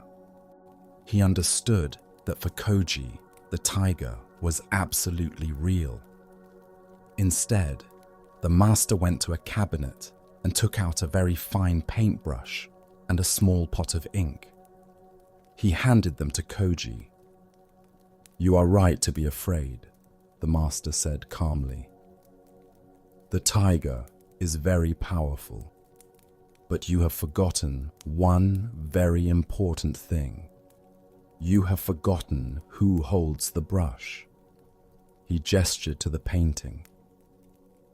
"The mind that painted the tiger is the same mind that is now terrified of it. The power that created the threat also has the power to create safety. Go home. Tonight, when you feel the tiger's presence and your fear is at its greatest, I want you to take this brush, dip it in the ink, and paint a strong cage around the tiger."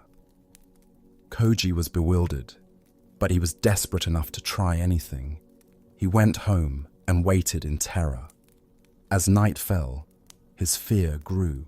He heard a low growl that seemed to come from the scroll itself. His heart pounded, but then he remembered the master's words. Trembling, he lit a candle, took the brush, and approached the painting.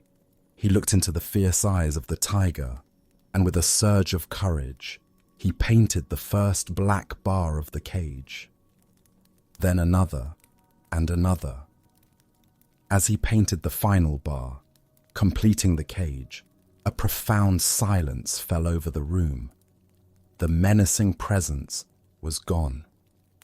The tiger was still there, still magnificent, but it was no longer a threat. It was contained. A wave of immense relief washed over Koji. He realized the master's lesson. The fear was a creation of the mind, and the mind also possessed the tools for its own liberation. This story illuminates one of the deepest teachings of Buddhism, that our experience of reality is shaped by our mind. This is not to say that the external world doesn't exist. It is to say that our suffering or peace does not arise from the world itself, but from the interpretation, the story, the painting that our mind creates about it. The tiger of our anxiety, our fear of failure, our worry about the future is a painting. It may be a very convincing painting, one that triggers a real physical stress response in our bodies. But it is a product of thought. When we are lost in the fear, we are like Koji, believing the tiger is an objective, separate threat. The practice is to remember that we are also the painter. We have the brush of awareness. We have the ink of wisdom. We can learn to stop being a passive victim of our own mental creations and become an active participant in how we frame our experience. We can paint a cage. The cage is not about suppression or denial. It is about context and wisdom. It is about drawing a line between a feeling and the ultimate truth, creating a space where the feeling can exist without terrorizing us. To practice painting a cage around your own tigers of fear, you can use a 3-step process when a strong worry or anxiety arises.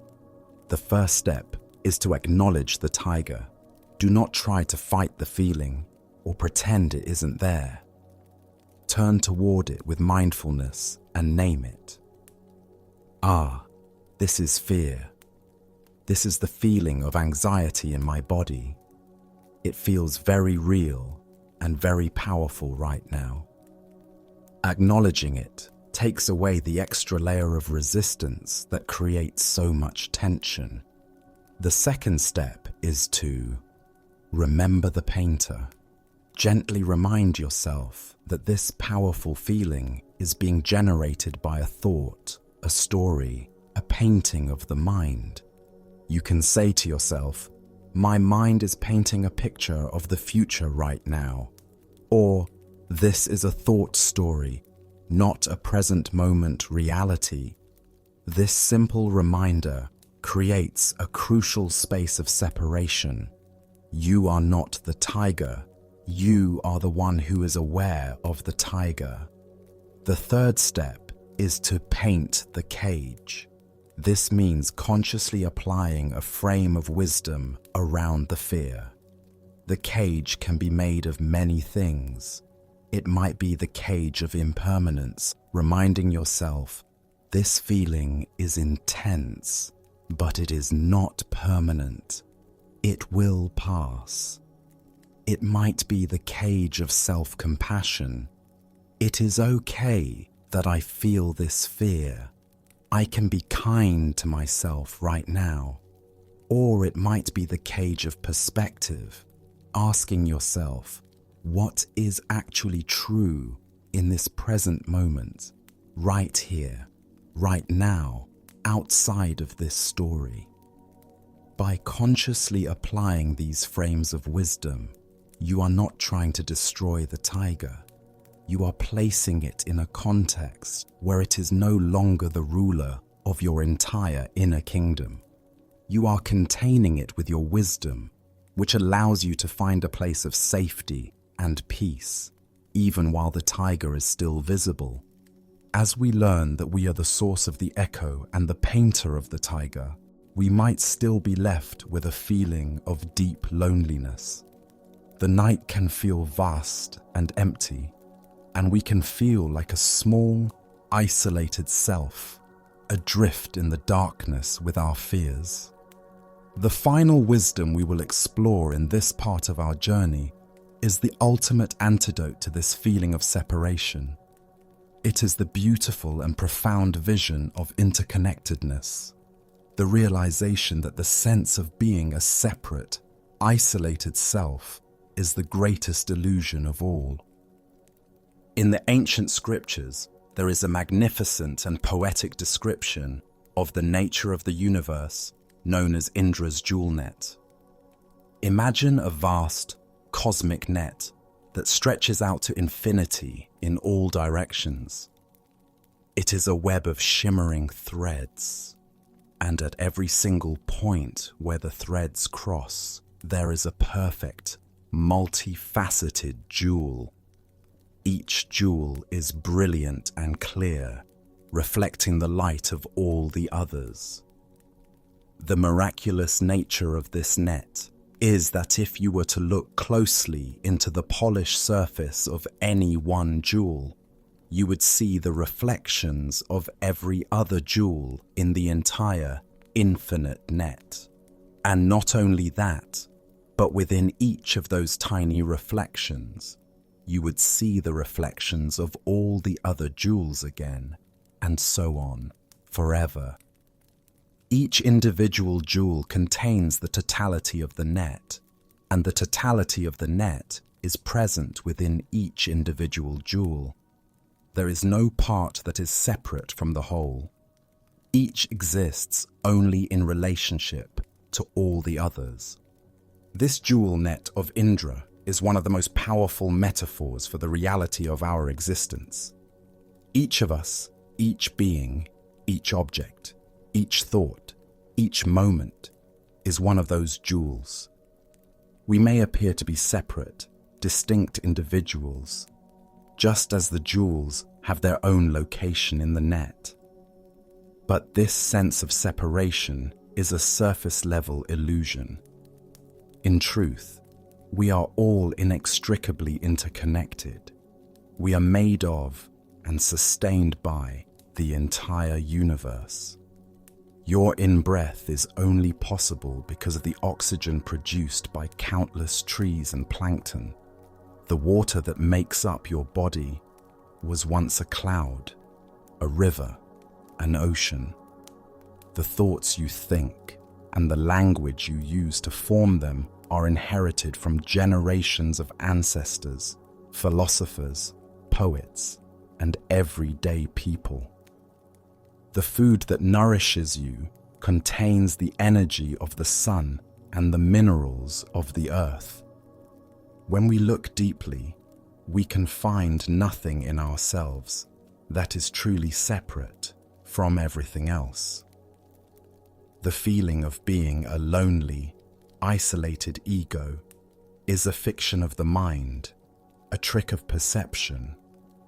The reality is that we are held in a vast, intricate web of life. We are never alone.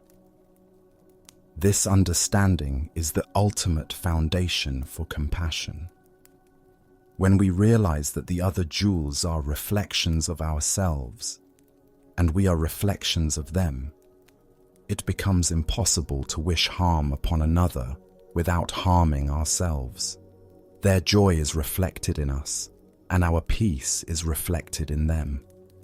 This vision dissolves the cold grip of existential loneliness and replaces it with a warm, comforting sense of belonging to a magnificent, shimmering whole. To feel the truth of this interconnectedness in your own being, you can practice a simple meditation of deep looking.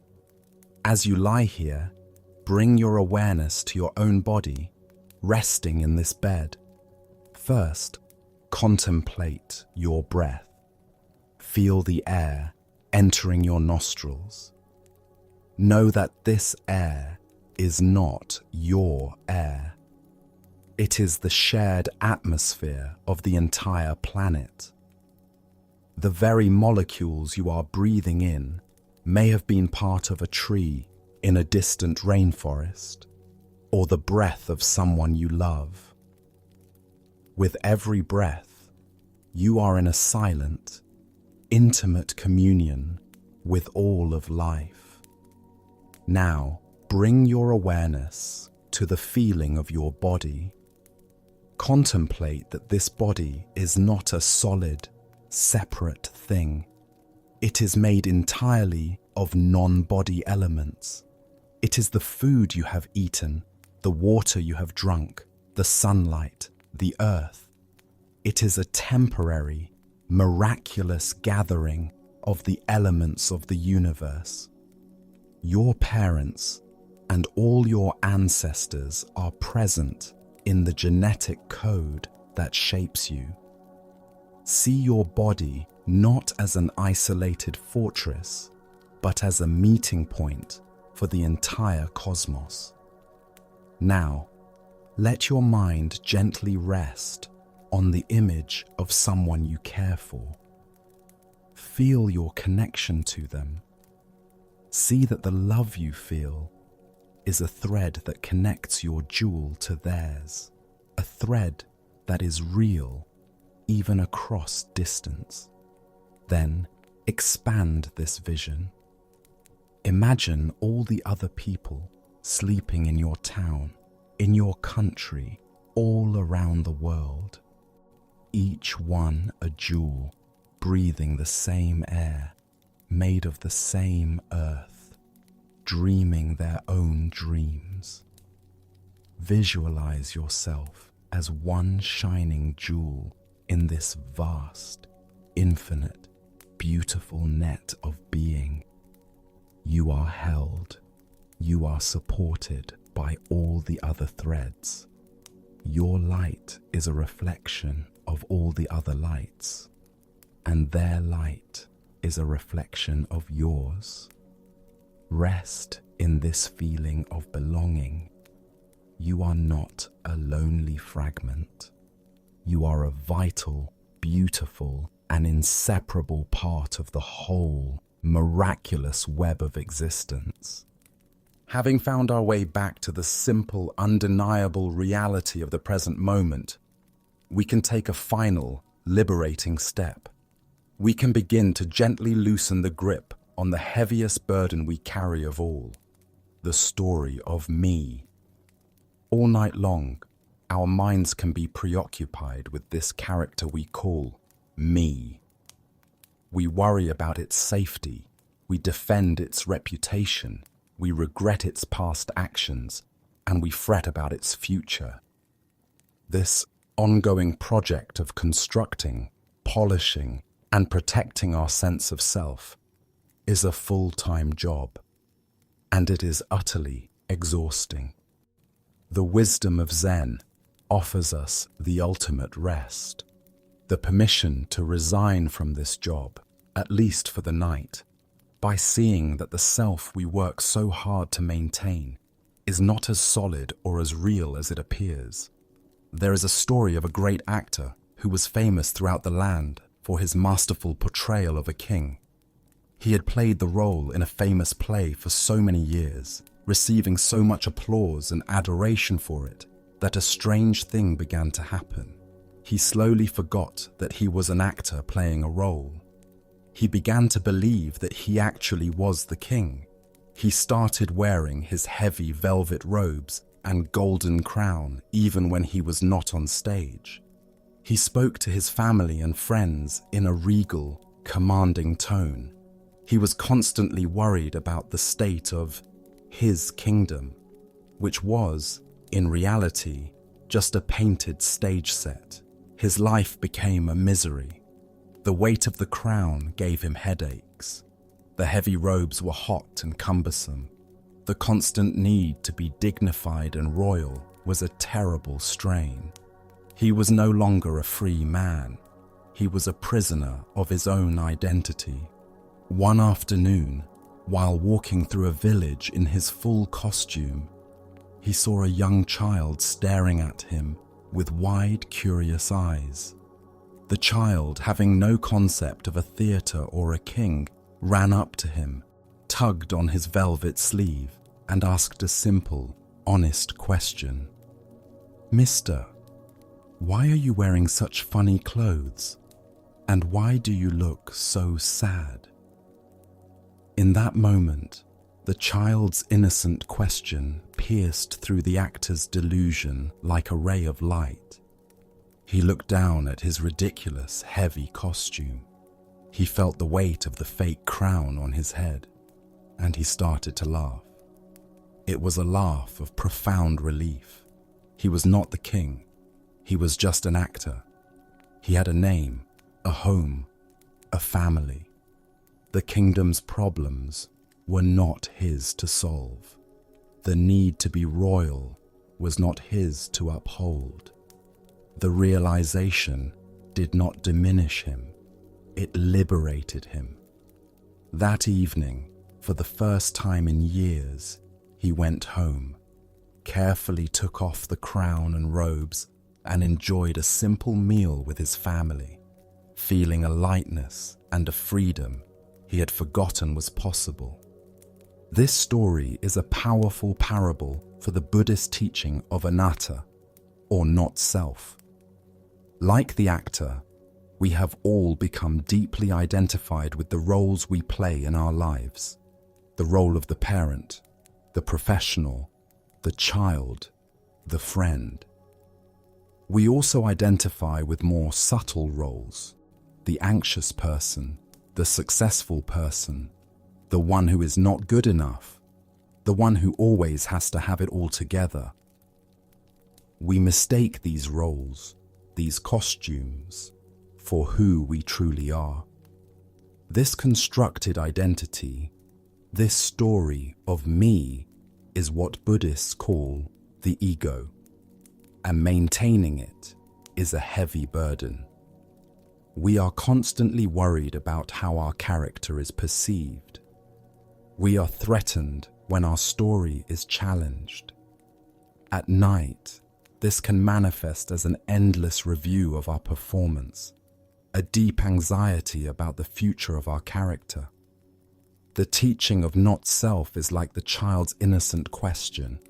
It invites us to look honestly at our own experience and ask, who am I really beneath this costume? When we look closely, we find that what we thought was a solid, unchanging self is actually a collection of constantly changing processes: body, feelings, thoughts, memories. There is no permanent king in the castle. This realization is the ultimate liberation. If you are not your story, then you are not permanently defined by your past mistakes. If you are not your anxiety, then you are not condemned to a lifetime of worry. These are just costumes, roles you have been playing, and just for tonight, you can take them off. You can let go of the exhausting project of being you and simply rest as the quiet, open awareness that is here when all the roles are set aside. To practice this profound act of unburdening, you can gently investigate the story of you as you lie here. Begin by noticing some of the identities you hold. You might say to yourself, "Tonight I am wearing the costume of a person who is worried about work." Or, "I am wearing the costume of a person who is feeling unwell." See these not as ultimate truths, but as temporary roles. Acknowledge them with a gentle kindness. Then, in your mind's eye, you can perform a simple, liberating ritual. Imagine yourself gently and lovingly taking off that costume. You can visualize unbuttoning the heavy coat of the warrior and letting it fall to the floor. You can imagine lifting off the tight helmet of the planner and setting it aside. You can let go of the need to be a certain way, to have certain problems, or to live up to a certain image just for tonight. As you set each costume aside, ask yourself, what is left? What remains when you are not playing a role? There is no need for a complicated answer. Simply rest in the feeling that remains. It may be a sense of simple presence, a feeling of quiet, a sense of spaciousness.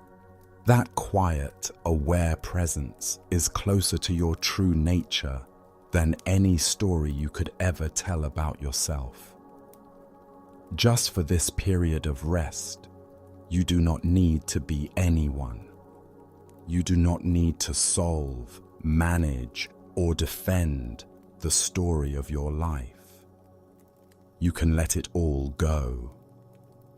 You are the actor, not the king. The play can wait until morning. For now, in the quiet darkness, you are free to simply be. As we let go of the burden of the self, we arrive at the final doorway to deep and lasting peace. It is the practice that underpins all the others. It is the final, graceful act of letting go. It is the wisdom of surrender. In a world that prizes control, effort, and determination, the idea of surrender can sound like weakness or defeat. But in the context of Zen and the art of rest, surrender is an act of profound strength, wisdom, and trust. It is the recognition that some of life's greatest gifts, like sleep, love, and peace, cannot be seized through effort. They can only be received when we have the courage to open our hands and let go of our tight grip of control. Imagine a person who has never been in the water before, standing at the edge of a calm, clear lake. They want to learn how to float, how to be held by the water. Their teacher is with them. As they tentatively step into the lake, Their body is filled with fear. Every muscle is tense. Their instinct is to struggle, to fight. They try to do the floating. They kick their legs frantically. They paddle their arms. They hold their head up with all the strength in their neck. And the result, of course, is that they immediately begin to sink. The more they struggle, the more they fight the water, the faster they go under. Exhausted and sputtering, they look to their teacher for help. The teacher does not offer a complicated technique. The teacher simply says, "Stop trying. The struggle is what is sinking you. The water knows how to hold you. You have to trust it. Lie back, take a breath, and let go. Let the water do the work." This is terrifying advice. It goes against every survival instinct. But finally, exhausted from the struggle and having no other options, the person decides to try. They take a gentle breath, lie back, and for one terrifying second, they let go of all effort. They release the tension in their neck, their shoulders, their limbs, and then a miracle happens. The water holds them. They are floating. They discover that floating is not something you do at all. It is the natural result of not doing. It is a state of perfect balance between the body and the water, and it is only possible through complete surrender and trust. Our relationship with sleep is exactly like our relationship with the water. The state of anxiety, of worry, of a racing mind is the state of thrashing and struggling. It is a state of deep tension and resistance. We are trying to force ourselves to sleep. We are trying to hold our own heads up, convinced that if we let go, we will drown in the darkness. All the practices we have explored tonight, from observing our thoughts to opening our hearts, are ways of learning to stop the struggle. They are ways of relaxing our frantic grip so that we can discover that we are held. Sleep, like the water, is a natural element. It has its own wisdom. It knows how to hold us, how to heal us, how to restore us. Our only job is to get out of our own way, to stop fighting, and to allow ourselves to be held. This is the ultimate act of trust. It is a deep trust in the wisdom of your own body, which knows its own need for rest and knows how to find it. It is a trust in the rhythm of life, the natural cycle of day and night, of activity and rest. It is a letting go of the arrogant belief of the ego that it must be in control of everything, even the process of its own dissolution into sleep. Surrender is not giving up. It is giving over. It is giving ourselves over to a power and a wisdom that is greater than our own anxious, thinking mind. To practice this final act of surrender, let us bring our journey to its natural conclusion. There are no more complex instructions. There are no more techniques to master. The time for doing is over. The time for being has arrived. As you lie here, feel the full weight of your body. Feel how it is already held, already supported by the surface beneath you. The bed is like the water. It is holding you completely. You do not need to hold yourself. Begin by consciously giving permission for your body to let go. With your next exhalation, release the weight of your head and neck into the pillow. Let them be heavy. With your next exhalation, release the weight of your shoulders and your arms. let them be completely limp. Breathe out and release the weight of your torso, your back, your hips. Feel yourself sinking, settling, releasing. And with a final, long exhalation, let go of the weight of your legs, your feet, your whole body heavy, soft, and completely at rest. Now, let go of control of your breath. You do not need to manage it. Your body knows how to breathe. Simply allow the breath to breathe itself. And finally, let go of your mind. Let go of being the observer. Let go of labeling your thoughts. Let go of all techniques, all effort. Let go of the need to get it right. Trust that you have done enough. You have planted the seeds. Now, you must let the garden grow on its own. Simply lie back in the vast, quiet darkness and trust. Trust in the night. Trust in the silence. Trust in your own capacity for deep, healing rest. You are the swimmer, and you have finally stopped struggling. Now, just allow the great, gentle lake of the night to hold you, to rock you, and to carry you effortlessly into the peaceful depths of sleep. Our journey through these gentle teachings now comes to a quiet close. We have walked together from the restless shores of the thinking mind to the still, deep waters of the heart. We have seen that our struggle is not with the world, but with our own resistance to its ever-changing flow. We have discovered that beneath the passing clouds of our thoughts and worries, the vast open sky of our own awareness is always peaceful and untouched. We have learned to be a wise gardener for our minds, to find beauty in our own imperfections, and to unburden ourselves from the heavy costume of a fixed identity. And we have arrived here, at the gateless gate of the present moment, realizing that the peace we seek is not in a distant land, but in the simple, profound act of surrender. Remember that this path is not about adding something new to yourself, but about letting go of what obscures the peace that is already here. You are not building a fortress of calm.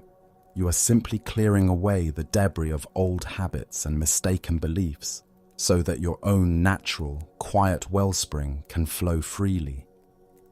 Think of yourself as a weary traveler who's been on a long and difficult journey, carrying a heavy pack upon your back. You have finally arrived home. This bed, this room, this present moment, this is your home. The journey is over for today. You can now gently set down your heavy pack, the pack filled with all your worries, your plans, your regrets, and your responsibilities. You can set it by the door. It will be there in the morning if you need it. But for tonight, you are free of its weight. There is no final test to pass, no examination of how well you have listened or how much you have understood. The only thing left to do is to rest in the sanctuary you have arrived at. So let this be a moment of profound trust. Trust in the seeds you have planted in the garden of your mind tonight. Trust that even a single moment of mindfulness, a single thought of kindness, a single breath of surrender has already begun its gentle work. And most of all, trust in the deep, innate wisdom of your own body. Your body knows how to heal. It knows how to rest. It knows how to sleep. All it asks is for a mind that is willing to be quiet enough, to feel safe enough, to let go. All the practices we have shared have been for this one purpose: to create a state of inner safety, a gentle truce in the civil war of the mind, so that your body can finally feel permission to enter the deep, restorative peace it so deeply needs and deserves. The work is complete. All that is left is to receive the gift of rest. Now, let us conclude our journey with some timeless Zen stories. This is the tale of the salt and the lake. In a quiet monastery nestled among rolling hills, there lived an aging master, renowned for his patience and wisdom. Among his students was a young apprentice whose heart had become heavy with complaints about life's difficulties. Each morning, the apprentice would arrive with fresh grievances. "Master, why is life so hard? Yesterday, my meditation was disturbed by noise. Today, my back aches from the hard floor. When will this suffering end?" His voice carried the weight of someone who had catalogued every small discomfort until they had grown into an overwhelming burden. The master listened with infinite patience, but as days turned to weeks, he recognized that words alone would not shift his student's perspective. One crisp morning, as golden sunlight streamed through their simple dwelling, the master made an unusual request. "My dear student," he said gently, "I need you to go to the kitchen and bring me some salt. Just a handful will suffice." The apprentice, puzzled by this simple task, nonetheless obeyed. He returned with cupped palms containing coarse white crystals. "Now," the master instructed, producing a small glass of water, "place all of that salt into this glass and drink it." The young man hesitated. "Master, that seems like far too much salt for such a small amount of water." "Trust the process," the master replied. "Drink." The apprentice poured the salt into the glass, watching the crystals dissolve into a cloudy, unappetizing mixture. He lifted it to his lips and took a large gulp, immediately grimacing as the intensely bitter taste filled his mouth. "How does it taste?" the master asked. "Bitter," the apprentice spat. "Terribly, overwhelmingly bitter. I can barely stand it." The master chuckled softly. "Excellent. Now bring that same amount of salt and come with me." Together, they walked in contemplative silence until they reached the shores of a pristine mountain lake. The water stretched before them like a mirror, reflecting the sky so perfectly that it was difficult to tell where earth ended and heaven began. "Now," the master said, "place this handful of salt into the lake." The apprentice waded into the shallow water and opened his hands, watching as the salt crystals scattered across the lake's surface, quickly dissolving without leaving any visible trace. "Drink from the lake," the master instructed. The young man cupped the lake water in his hands and brought it to his lips. The water was clean, refreshing, with the pure taste of mountain streams. "How does it taste?" the master asked. "Much fresher," the apprentice replied, genuinely surprised. "Clean and pure." "Do you taste the salt?" the master inquired gently. The student paused, paying careful attention. "No," he said slowly. "I don't taste any salt at all." The master sat beside his student on a smooth stone at the water's edge. His weathered hands reached out to clasp the young man's hands in profound tenderness. "My dear student," the master said, "the pain of life is pure salt, no more, no less. The amount of pain in existence remains constant, but the amount of bitterness we experience depends entirely on the container we put that pain into." The apprentice listened with new understanding. When you are in pain, the master continued, the only thing you can truly control is your response. You can choose to be a small glass where every grain of salt overwhelms your senses. Or you can choose to enlarge your sense of things, to become like this vast lake where the same salt dissolves harmlessly into something much greater. The master paused. Stop being a glass, my friend. Become a lake. The Buddha once said, pain is certain, suffering is optional. This fundamental teaching reveals the heart of our relationship with difficulty. We cannot eliminate the challenges woven into human existence, but we have tremendous power over how that pain affects us. What emerges from this story is understanding about consciousness itself. Our awareness is not fixed in size. It can contract into the narrow confines of a glass, where every difficulty looms enormous. Or it can expand into the spaciousness of a lake, where the same difficulties become manageable. Why do we often choose to be the glass rather than the lake? First is our tendency toward pain myopia, becoming so focused on discomfort that it fills our entire awareness. Second is our habit of story proliferation, taking a single, painful event and creating elaborate narratives about how unfair life is. Third is the comparing mind, measuring our pain against an imaginary standard of how life should be. The lake perspective doesn't minimize genuine pain or suggest passivity. Rather, it offers a skillful way of relating to inevitable challenges that doesn't compound them with unnecessary suffering. From lake consciousness, we can respond to problems more creatively because we're not overwhelmed. Zen master Thich Nhat Hanh taught, thanks to impermanence, everything is possible. From the lake perspective, we remember that everything arises and passes away within the vast space of awareness. Today's crisis becomes tomorrow's memory. We become a lake through practices that naturally expand awareness. Meditation teaches us to rest in spacious presence. Gratitude helps us notice experiences beyond immediate difficulties. Service reminds us that our pain is part of shared human experience.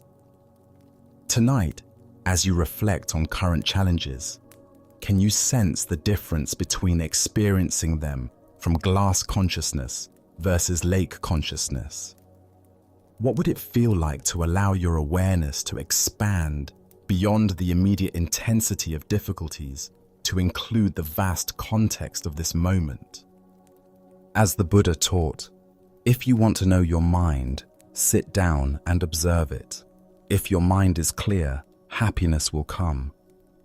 The clarity he speaks of is not the absence of salt, but the spaciousness to hold it skillfully.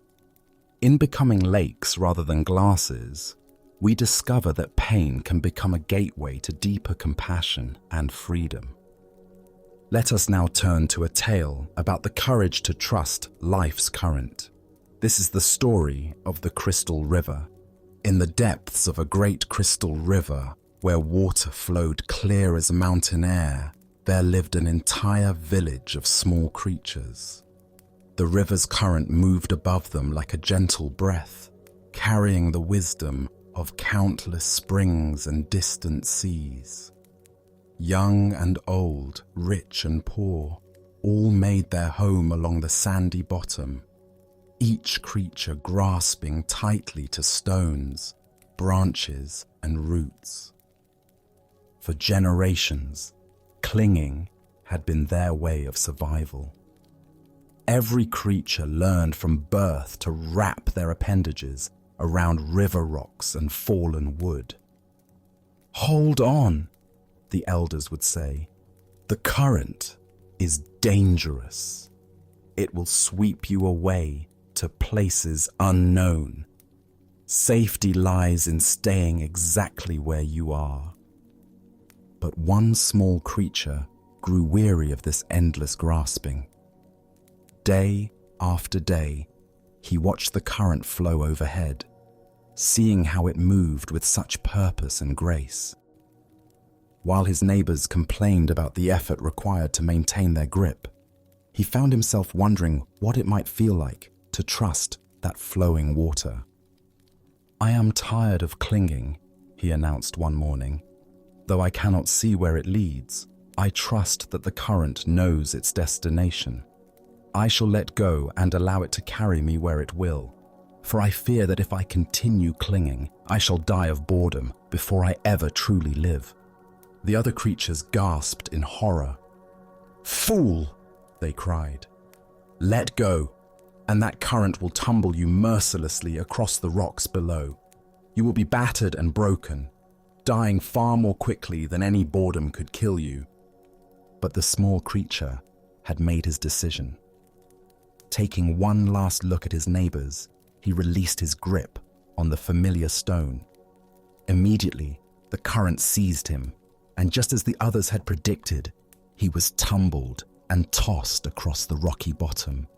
His small body struck stone after stone, each impact bringing pain he had never experienced while safely clinging. Yet something remarkable began to happen. As the creature continued to surrender to the current's power, refusing to grab for new anchors despite his pain, the water gradually lifted him higher from the dangerous bottom. The tumbling ceased. The rocks could no longer reach him. Now he flowed with the current itself, no longer fighting its direction, but becoming one with its movement. As he traveled downstream, creatures in distant parts witnessed something they had never seen. Here was one of their own kind, yet he appeared to be flying through the water, moving with the elegant power of the current itself. "See a miracle!" they called out. "A creature like ourselves, yet he soars. Surely he is the Messiah, come to save us all." The flowing creature heard their cries and felt compassion for their misunderstanding. "I am no more Messiah than any of you," he called back. "The river delights in lifting us all free, if only we dare to let go. Our true work is not clinging to the bottom, but embracing this voyage, this grand adventure of trust and flow." But the creatures only cried louder, "Savior, Savior!" Even as they spoke, they tightened their grips on rocks and roots. They watched until he disappeared around a bend, then began weaving legends about the miraculous Savior who had briefly graced their village. Buddha's wisdom reminds us, you only lose what you cling to. This ancient teaching illuminates the profound paradox at the heart of human experience.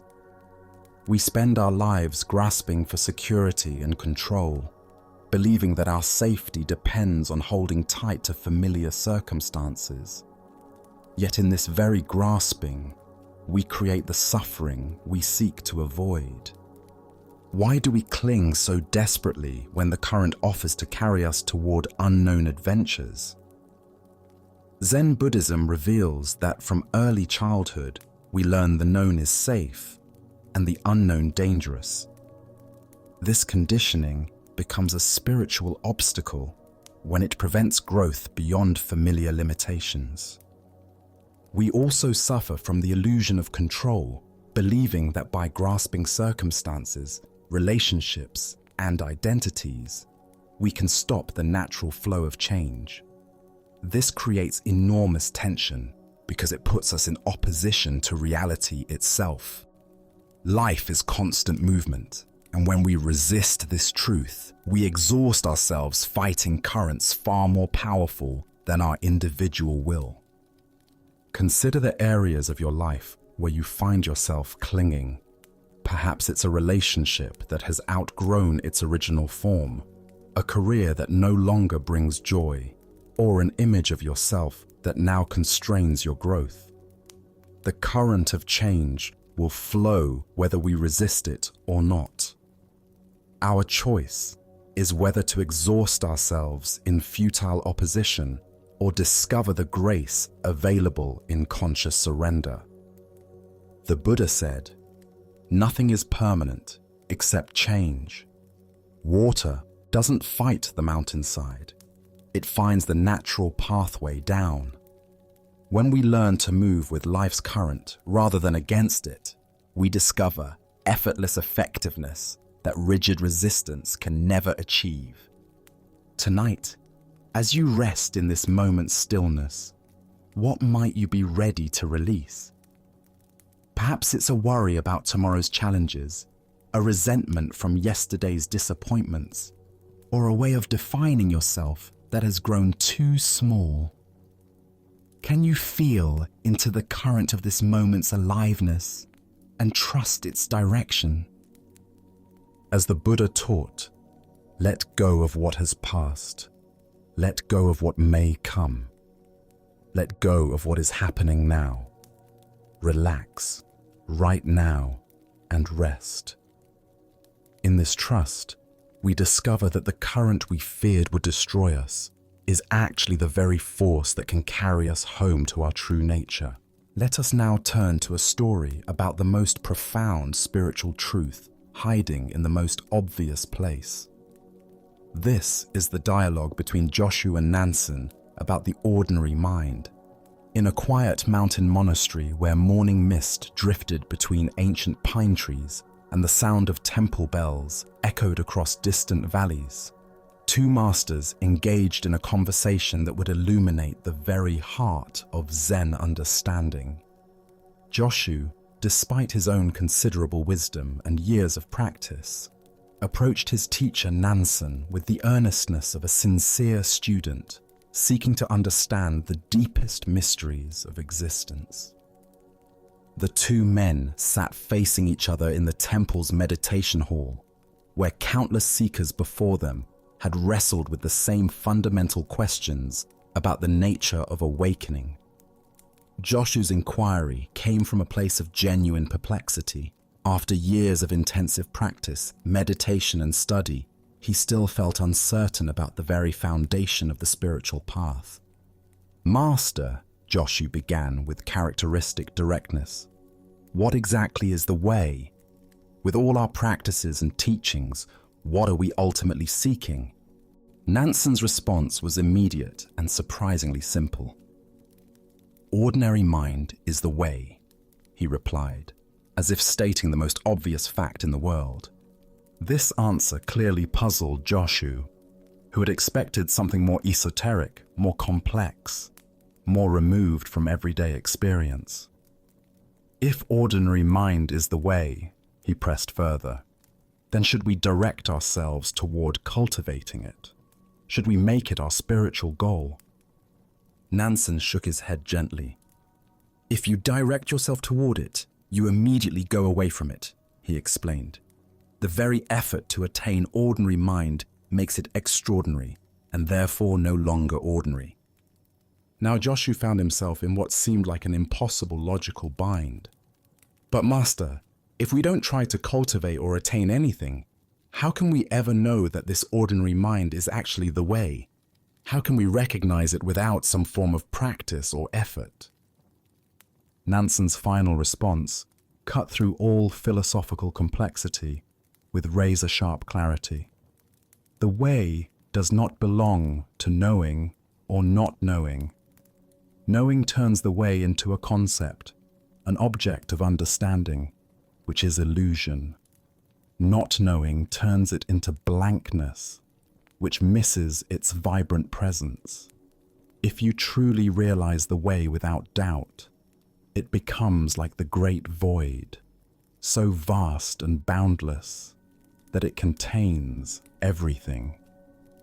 How then could there be any distinction between right and wrong, sacred and mundane, ordinary and extraordinary? At these words, something shifted fundamentally in Joshu's understanding. The seeking mind that had been grasping for answers suddenly relaxed, and he experienced a moment of complete clarity. Not the clarity of understanding something new, but the clarity of recognizing what had been present all along. Buddha's wisdom reminds us, there is nothing to seek and nothing to find. Everything is already here. The heart of this lesson lies in recognizing that what we seek through spiritual practice is not some special state of consciousness, but rather the ordinary awareness that is reading these words right now. Why do we struggle to accept that ordinary mind is the way? Zen Buddhism points to our deep conditioning that spiritual truth must be extraordinary, mystical, or dramatically different from our everyday experience. We imagine enlightenment as a permanent state of bliss, cosmic consciousness, or supernatural abilities, when in reality, it is simply the natural state of awareness without the overlay of seeking and striving. Our spiritual seeking often becomes its own obstacle. Like a person frantically searching for glasses while wearing them, we exhaust ourselves looking for something we already possess. The very effort to attain a special spiritual state creates the sense of separation between seeker and sought, between the ordinary self and some idealized, awakened self. Consider how your own mind works in this very moment. Thoughts arise and pass away. Sensations appear in your body. Sounds reach your ears. Emotions flow through your awareness. This natural functioning of consciousness, without any special effort or concentration, is what Nansen calls ordinary mind.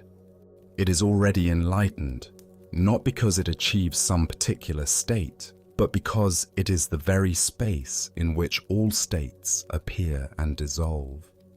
Zen master Huang Po taught, "Your everyday mind, that is the way, just like now, without seeking anything, without grasping after the fruits of Zen, just this mind that thinks and feels and perceives. This is Buddha." This ordinariness is precisely what makes it so difficult to recognize. We keep looking past it for something more impressive. The great void that Nansen mentions is not empty space, but rather the spacious awareness in which all experiences arise. Like the sky that remains unchanged whether filled with clouds or clear, this awareness remains constant through all the changing contents of experience. Joy and sorrow, clarity and confusion, peace and agitation, all appear and disappear within this unchanging background of ordinary awareness. This understanding revolutionizes our approach to spiritual practice.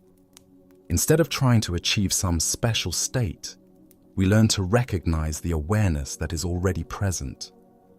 Instead of seeking to transcend ordinary experience, we discover the extraordinary nature of ordinariness itself. The sound of rain becomes as sacred as temple bells. Washing dishes becomes as profound as formal meditation. In Japanese aesthetics, there is a concept called wabi-sabi, finding beauty in imperfection and impermanence.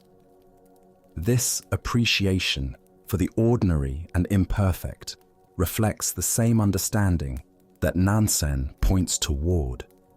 The way is not found in perfected states, but in the natural flow of life exactly as it is.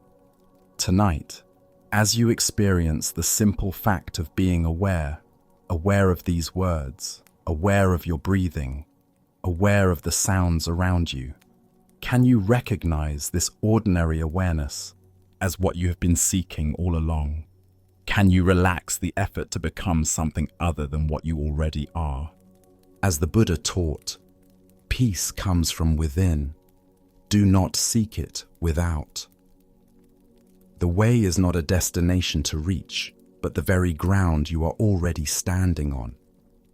In accepting your ordinary mind as Buddha mind, you discover that the spiritual journey was never about going somewhere else, but about recognizing where you have always been.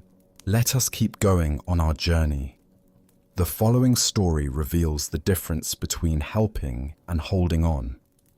This is the lesson of the two monks and the woman at the river. Two monks were traveling together along a mountain path, making their way to a distant monastery where they planned to continue their studies. Both were dedicated practitioners who had taken strict vows as part of their spiritual training, including a vow to avoid all physical contact with women. This wasn't born from disrespect, but from their understanding that such discipline helped maintain focus on their spiritual development. As they approached a swollen river where the usual bridge had been damaged by recent storms, they encountered a young woman standing uncertainly at the water's edge.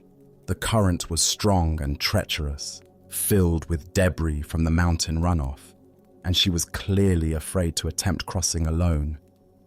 "Please, honored monks," she called to them, "could one of you help me cross this dangerous water? I'm not strong enough to make it safely on my own." One of the monks immediately tensed, his mind racing through their monastic rules and the potential complications of this situation.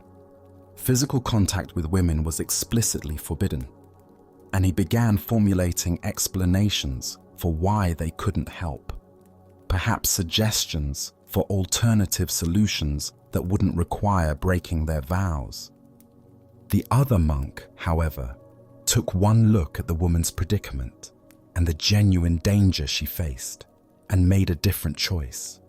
Without hesitation or lengthy deliberation, he walked to her side and gently lifted her onto his shoulders. He carried her carefully across the treacherous current, ensuring her safety with each step, and set her down gently on the far bank. "Thank you so much," she said gratefully, bowing to both monks before continuing on her way.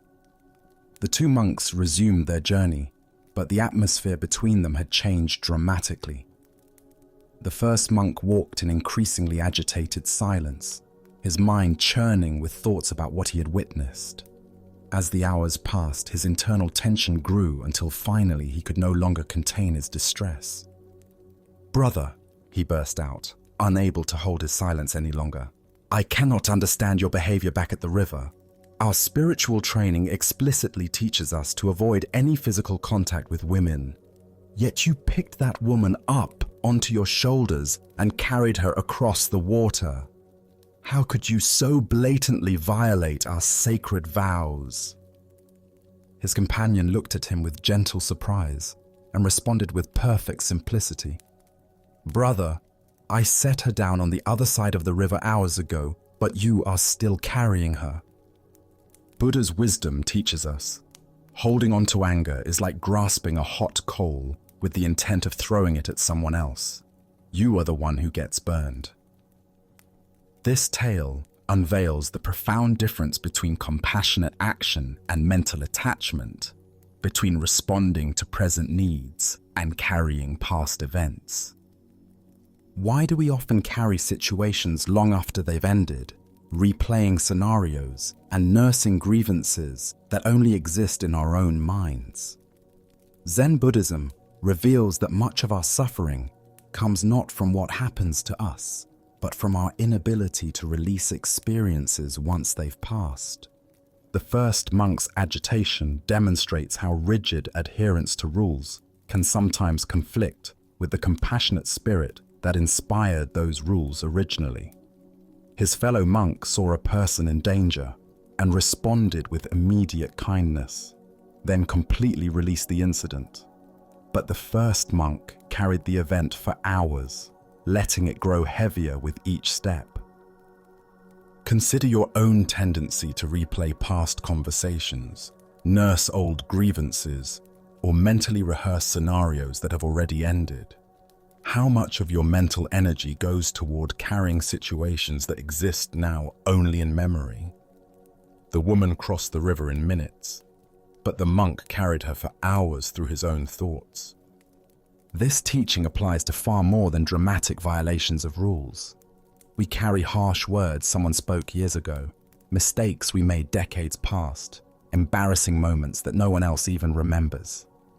Meanwhile, the present moment, rich with possibility and actual experience, goes unnoticed because we're too busy carrying ghosts from the past. In Zen practice, we learn to distinguish between appropriate action and unnecessary attachment. The second monk helped when help was needed, then moved on completely. He didn't dwell on whether he'd made the right choice, worry about others' opinions, or replay the incident endlessly in his mind. Zen master Thich Nhat Hanh taught, thanks to impermanence, everything is possible. The river crossing was impermanent. It began, served its purpose, and ended. Only the first monk's attachment to the event gave it ongoing existence in the form of mental suffering. The Buddha said, "Let go of what has passed. Let go of what may come. Let go of what is happening now. Don't try to figure anything out. Don't try to make anything happen. Relax, right now, and rest." This teaching points directly to the freedom available when we stop carrying experiences beyond their natural lifespan. Look deeply at what you might be carrying unnecessarily. Old resentments, past failures, conversations that upset you, decisions you regret. All of these exist now only because you continue to pick them up and carry them. What would it feel like to set them down? The irony is profound. The monk who actually broke the rule experienced no suffering from it, while the monk who maintained perfect rule observance created hours of agitation for himself. This reveals that suffering often comes not from our actions, but from our thoughts about our actions. Tonight, as you notice your mind returning to past events, old grievances, or situations that have already ended, can you remember the wise monk's example?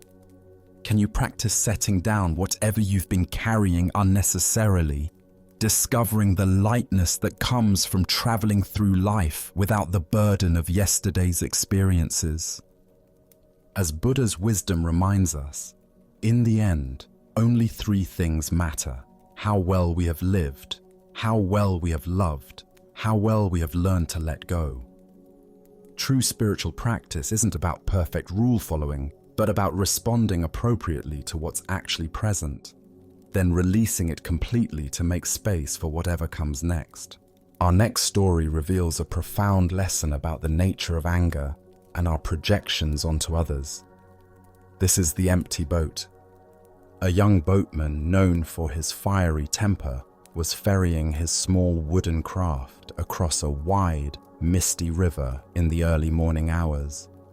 He took great pride in his navigational skills and the care he brought to his work.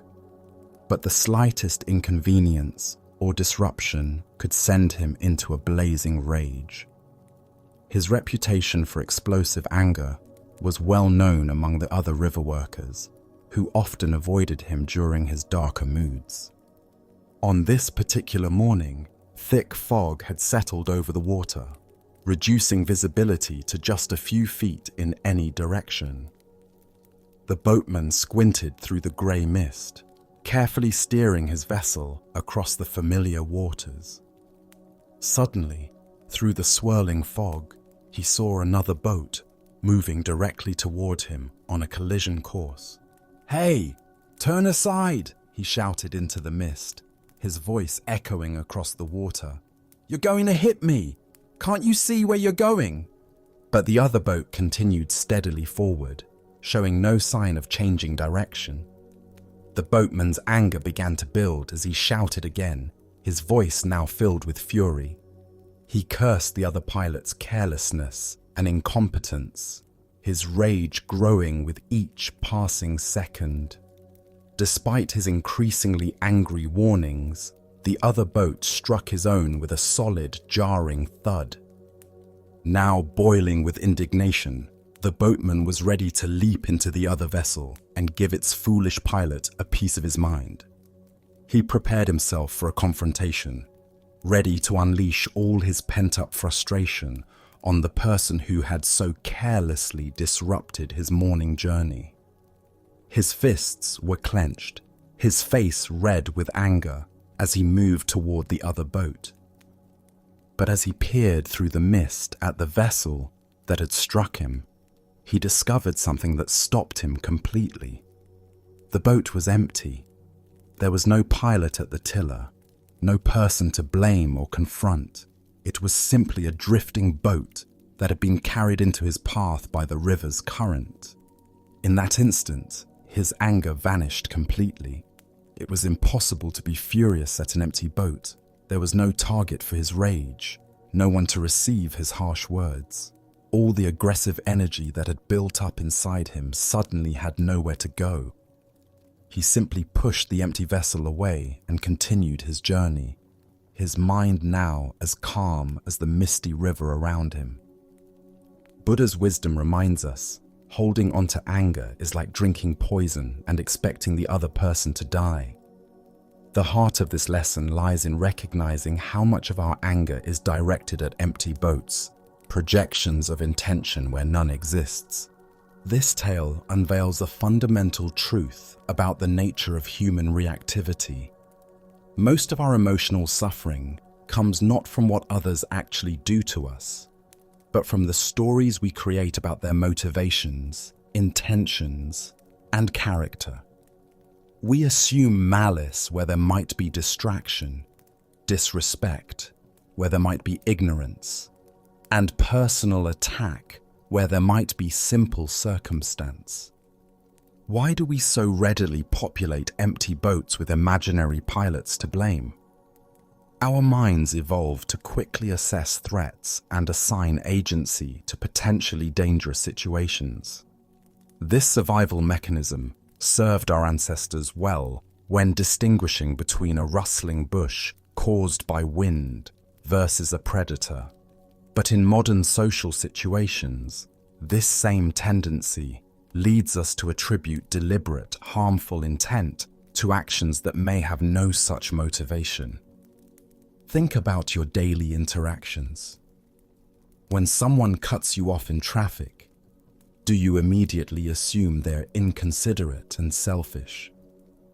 When a colleague doesn't return your greeting, do you decide they're being rude or dismissive? When a friend cancels plans last minute, do you interpret it as a sign they don't value your friendship? In each case, you may be creating a pilot for an empty boat. The driver who cut you off might be rushing to the hospital with a sick child. Your colleague might be preoccupied with devastating personal news. Your friend might be struggling with anxiety or depression. Most people's actions have far more to do with their internal experience than with any intention to harm you. Zen master Huang Po taught, "The foolish reject what they see, not what they think. The wise reject what they think, not what they see." When we react to our interpretations rather than to what actually happened, we're fighting empty boats. This doesn't mean becoming passive or failing to set appropriate boundaries. If someone's behavior affects you negatively, you can address it skillfully without creating elaborate stories about their motivations. You can say, "When you interrupted me, I felt unheard," rather than, "You're always so disrespectful and self-centered." The practice involves pausing when anger arises and asking, "Am I reacting to what actually happened, or to the story I'm telling myself about what happened? Am I angry at a person's actions, or at the pilot I've imagined in their empty boat?" In Zen meditation, we learn to observe our thoughts and emotions as passing phenomena rather than absolute truths. When anger arises, instead of immediately believing and acting on it, we can notice, anger is here. What story is my mind creating? What am I assuming about this person's intentions? The Buddha said, You will not be punished for your anger. You will be punished by your anger. Each time we populate an empty boat with a malicious pilot, we create suffering for ourselves. Each time we remember that most boats are simply drifting with the current, we free ourselves from unnecessary reactivity. Tonight, as you reflect on recent moments of frustration or anger, can you identify which boats were truly piloted and which were empty? Can you feel the difference in your body between reacting to harmful intent versus responding to simple circumstance? As the Buddha taught, peace comes from within. Do not seek it without. When we stop fighting empty boats, we discover that peace was available all along. Now, let us rest here together in this final stillness. Find your most comfortable position and gently allow your eyes to close if they are not already.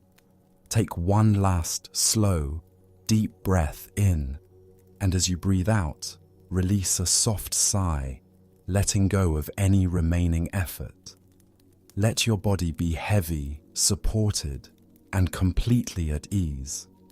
Bring your awareness, just for a moment, to the vast, quiet space of your mind. See it as a clear night sky. Thoughts may still drift by like faint clouds, but you are the sky, not the clouds. Rest as this spacious, open awareness. Now, feel into the center of your chest. Imagine a small, soft, warm ember glowing there. This is the warmth of your own kindness, your own good heart. Feel this warmth gently spreading through your body, a feeling of safety, of peace, of being at home with yourself.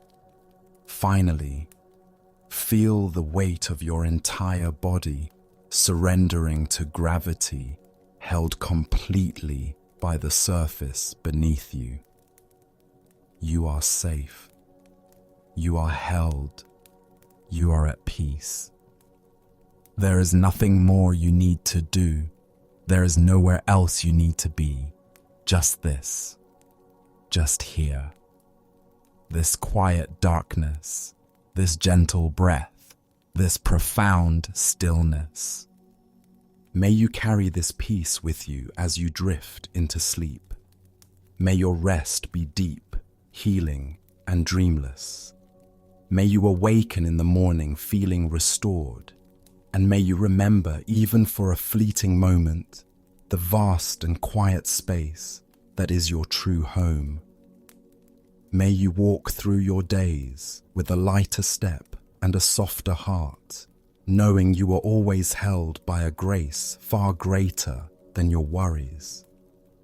And may the peace you have cultivated within yourself be a gift to all those you meet. Thank you for walking this path with me.